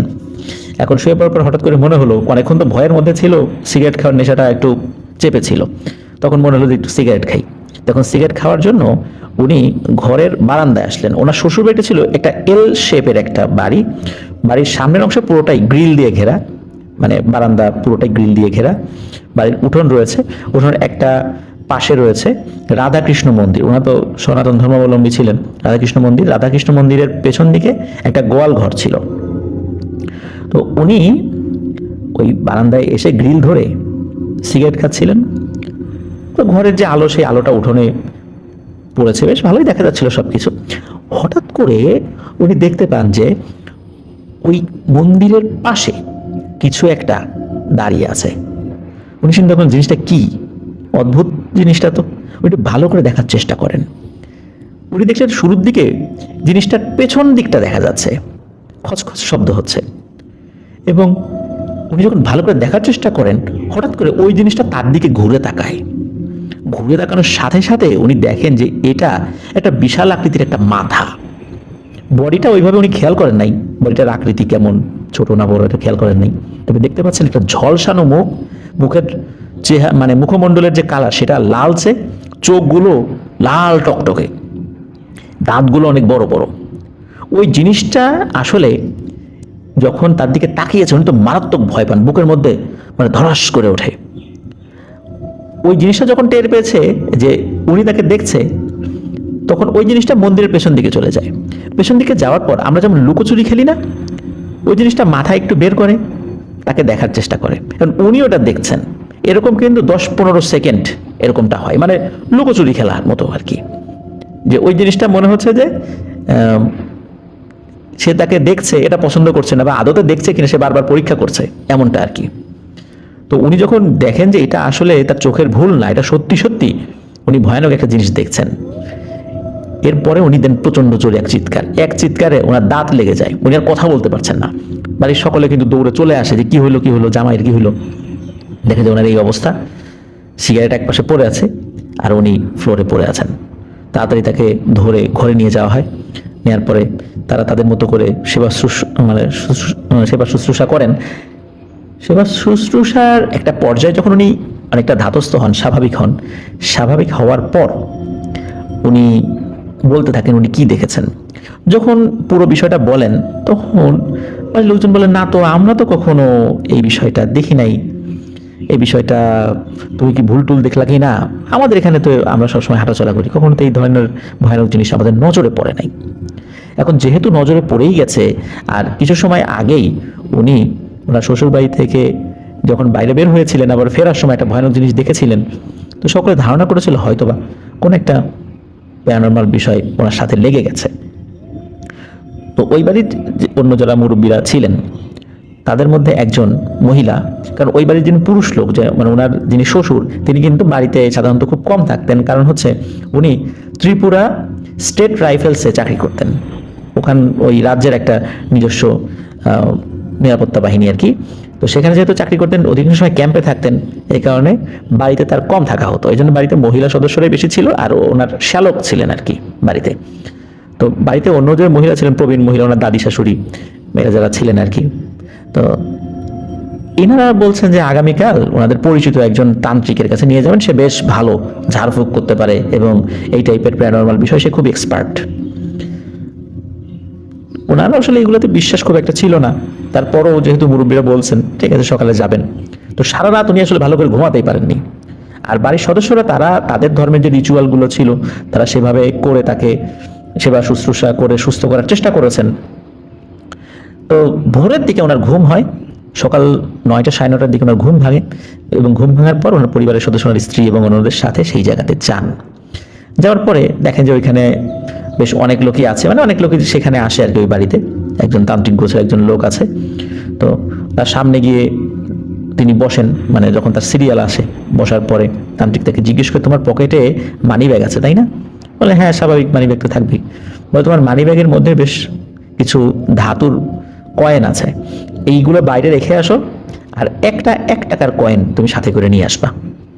তখন উনি ওখান থেকে উঠে গিয়ে ওনার মানি ব্যাগটা ওনার স্ত্রীর হাতে দিয়ে দেন, আবার এসে বসেন। তো ওই লোকটা হাতে একটা লোহার দা নিয়ে তার সামনে বসে কি যেন জপতে শুরু করে। জপতে হঠাৎ করে তার বাম হাতটা, মানে ডান হাতে তো লোহার দা ছিল, বাম হাতটা ওনার দিকে বাড়িয়ে দেন। বোঝা যাচ্ছিল উনি ওই 1 টাকার যে কয়েনটা সেটি চাচ্ছেন। ওই 1 টাকার কয়েনটা ওই তান্ত্রিকের হাতে উনি দেন। ওই তান্ত্রিক কি করে, ওইটা নিয়ে সামান্য একটু হাতটা ঘোরায় বা রিচুয়াল করে। এরপরে দেখা গেল ওই কয়েনটা সা করে ওই দায়ের সাথে চুম্বকের মতো লেগে গেল। ঠিক চুম্বকের সাথে যেমন লোহা লেগে যায়, ঠিক তেমনটাই। কয়েন কিন্তু নর্মালি লোহার সাথে লাগে না, কিন্তু এটা কেন লাগলো, যাক এটার কোনো সাইন্টিফিক ব্যাখ্যা থাকতে পারে, উনি ওই বিষয়টা নিয়ে অতটা ভাবেন নাই। এরপর কিছু সময় পর চোখ খোলেন, তখন উনি বলেন যে ঠিক আছে তুমি যাও, তোমার কাজ শেষ। এরপরে ওই যে মুরব্বীরা, তার শ্বশুরবাড়ির আত্মীয় স্বজন যারা নিয়ে এসেছিলেন, তাদের সাথে ওই তান্ত্রিক কথা বলেন। বাড়িতে ফেরত আসার পর দেখে যে সকলের মুখ ভার, এমনটা ভার আগে উনি কখনো দেখেন নাই। উনি যখন জিজ্ঞেস করেন কি হয়েছে, কেউ কিছু সহজে বলতে চায় না, কিছুই বলতে চায় না। বলে না কিছু না, তোমার ভয়ের কিছু নাই আর কি, তেমন তোমার কিছু হয় নাই, মানে কেন যেন কিছু বলতে চায় না। পরবর্তীতে উনি জানতে পারেন আসলে ওনার সাথে যেই ঘটনাগুলো ঘটছে এটা স্বাভাবিক ঘটনা তো নাই, বরং এটা ভয়ানক একটা ঘটনার প্রেক্ষাপটে এটি তার সাথে ঘটে চলেছে। সেটা হলো এই যে ওনার যে শ্বশুর, সে শ্বশুর কিন্তু চায় নাই যে তার মেয়ে এত দূরে, মানে ত্রিপুরার আগরতলা থেকে সেই পশ্চিমবঙ্গের কলকাতায় গিয়ে সে সংসার করুক। এত দূরে তার শ্বশুর বাড়ি হবে, আসা যাওয়া, এত দূরে উনি মেয়ে বিয়ে দিতে চান নাই। এখন মেয়ের জেদের কারণে উনি রাজি হয়েছিলেন, এ কারণে উনি সবসময় চাইতেন সম্পর্কটা ভেঙে যাক, এবং ভেঙে যাওয়ার জন্য ওই ছেলের উপরে উনি ব্ল্যাক ম্যাজিক করেছিলেন। ভয়ানক এক ব্ল্যাক ম্যাজিকের মাধ্যম দিয়ে একটা খুবই দুষ্টু প্রকৃতির পিশাচকে তার উপর চালান করে দেওয়া হয়। শুরুতে একটু একটু করে সে তার উপস্থিতি জানান দেয়, প্রথমে নুপুরের শব্দ, এরপর এই ধরনের ঘটনা। নুপুরের শব্দটা কলকাতাতে শুরু হলেও তিনি যখন তার শ্বশুরবাড়িতে আসতেন তখনও এই নূপুরের শব্দ শুনতে পেতেন। এমনকি পরিবারের সকল সদস্যরাও এই নূপুরের শব্দ শুনতে শুরু করেছিলেন। এরপরে উনি কি করবেন বুঝে পান না। উনি ওনার স্ত্রীকে নিয়ে কলকাতাতে চলে আসেন। ওনার বাড়িতে স্বাভাবিকভাবেই সবকিছু চলছিল। ব্যবসায়ের প্রয়োজনে উনি বোম্বে শহরে যেতেন, মানে মুম্বাই শহর আর কি। তো মুম্বাইতে 3-4 দিন থাকার পরে আবার কলকাতায় ফেরত আসতেন। তো ওই শ্বশুরবাড়ি থেকে ফেরার পরে উনি যখন আবার মুম্বাইতে গিয়েছিলেন কলকাতা থেকে, তো ফেরার পরে দেখেন যে ওনার স্ত্রীর চেহারাটা কেমন যেন অস্বাভাবিক। তার চোখগুলো লালচে, চুলগুলো এলোমেলো, এবং চেহারাটাও মানে স্বাভাবিক না। আগের মতো সেই কমনীয়তাটা নাই, সেই মায়াটা নাই, এই জিনিসটা মনে হচ্ছে নাই। এবং তার আচার আচরণ মারাত্মক রকমের এগ্রেসিভ, মানে তার সাথে খুবই রুক্ষ ব্যবহার শুরু করে। উনি তো খুবই অবাক যে একদম স্বাভাবিক ভালো একটা মানুষ হঠাৎ করে কি এমন হলো। মনে করেছেন হয়তো বা তার বাবার বাড়িতে, মানে যিনি ঘটনা পাঠিয়েছেন তার মা বাবার সাথে আর কি তার বউয়ের ঝগড়াঝাটি হয়েছে। কিন্তু শোনা গেল না, এমন কিছুই হয়নি। সে হঠাৎ করে নাকি এরকম পরিবর্তন হয়ে গেছে, এবং তার সাথে খুবই ঝগড়াঝাটি হতো অহেতুক কারণে, এবং কোনোভাবেই সে তার হাজব্যান্ডকে সহ্য করতে পারত না। একটা পর্যায়ে উনি বুঝতে পারেন যে ওনার স্ত্রীর অন্য কোথাও রিলেশন চলছে। এটা জানার পর উনি মানসিকভাবে খুবই ভেঙে পড়েন। আর ওনার স্ত্রীর ক্রমাগত এরকম মারাত্মক এগ্রেসিভ আচরণের কারণে, আক্রমণাত্মক আচরণের কারণে বাধ্য হয়েছিলেন সেই মেয়ের মাকে ডাকতে। সেই মেয়ের মা আসেন। মেয়ের মা কি করে, খুব স্বাভাবিকভাবেই কোনো কথাবার্তা খুব একটা কিছু না বলে তার মেয়েকে নিয়ে চলে যান। মনে হচ্ছে যে উনিও বিষয়টা খুব স্বাভাবিকভাবেই নিয়েছেন, যে এটাই হোক, এটা উনি চাচ্ছিলেন। তো যিনি আমাদেরকে ঘটনা পাঠিয়েছেন উনি জানান যে ওনার শাশুড়ি কিন্তু তার জামাইয়ের পক্ষে ছিলেন, কিন্তু কোনো কারণে আস্তে আস্তে তিনিও এই বিষয়টার বিপরীতে চলে যান। হয়তোবা তার শ্বশুর তার নিজের স্ত্রীর উপর ব্ল্যাক ম্যাজিক করেছিল পরিবারের সদস্যের উপর, যাতে করে তার জামাইয়ের উপর থেকে মন চলে যায় এবং মেয়ে আবার ফেরত আসে। তো এভাবে একটি সংসার ভেঙে যায়। ওই মেয়েটাকে নিয়ে যাওয়া হয়। এরপর থেকে ওই মেয়ের সাথে আর কোনোভাবেই কোনো যোগাযোগ হয়নি। এভাবেই তাদের সম্পর্ক চিরতরে নষ্ট হয়ে যায়। এখনও ওই মেয়ের কথা তিনি ভাবেন, যদিও বা এখন উনি নতুন করে জীবন শুরু করেছেন। উনি বলছেন যে এখন ওনার নতুন জীবন নিয়ে উনি অনেক হ্যাপি। ব্যবসায়ের কারণে ওনাকে বিভিন্ন জায়গায় যেতে হয়, ঘুরতে হয়। তবে ওনার সাথে ঘটে যাওয়া ব্ল্যাক ম্যাজিকের এই ঘটনাটি উনি কখনোই ভুলতে পারেন না।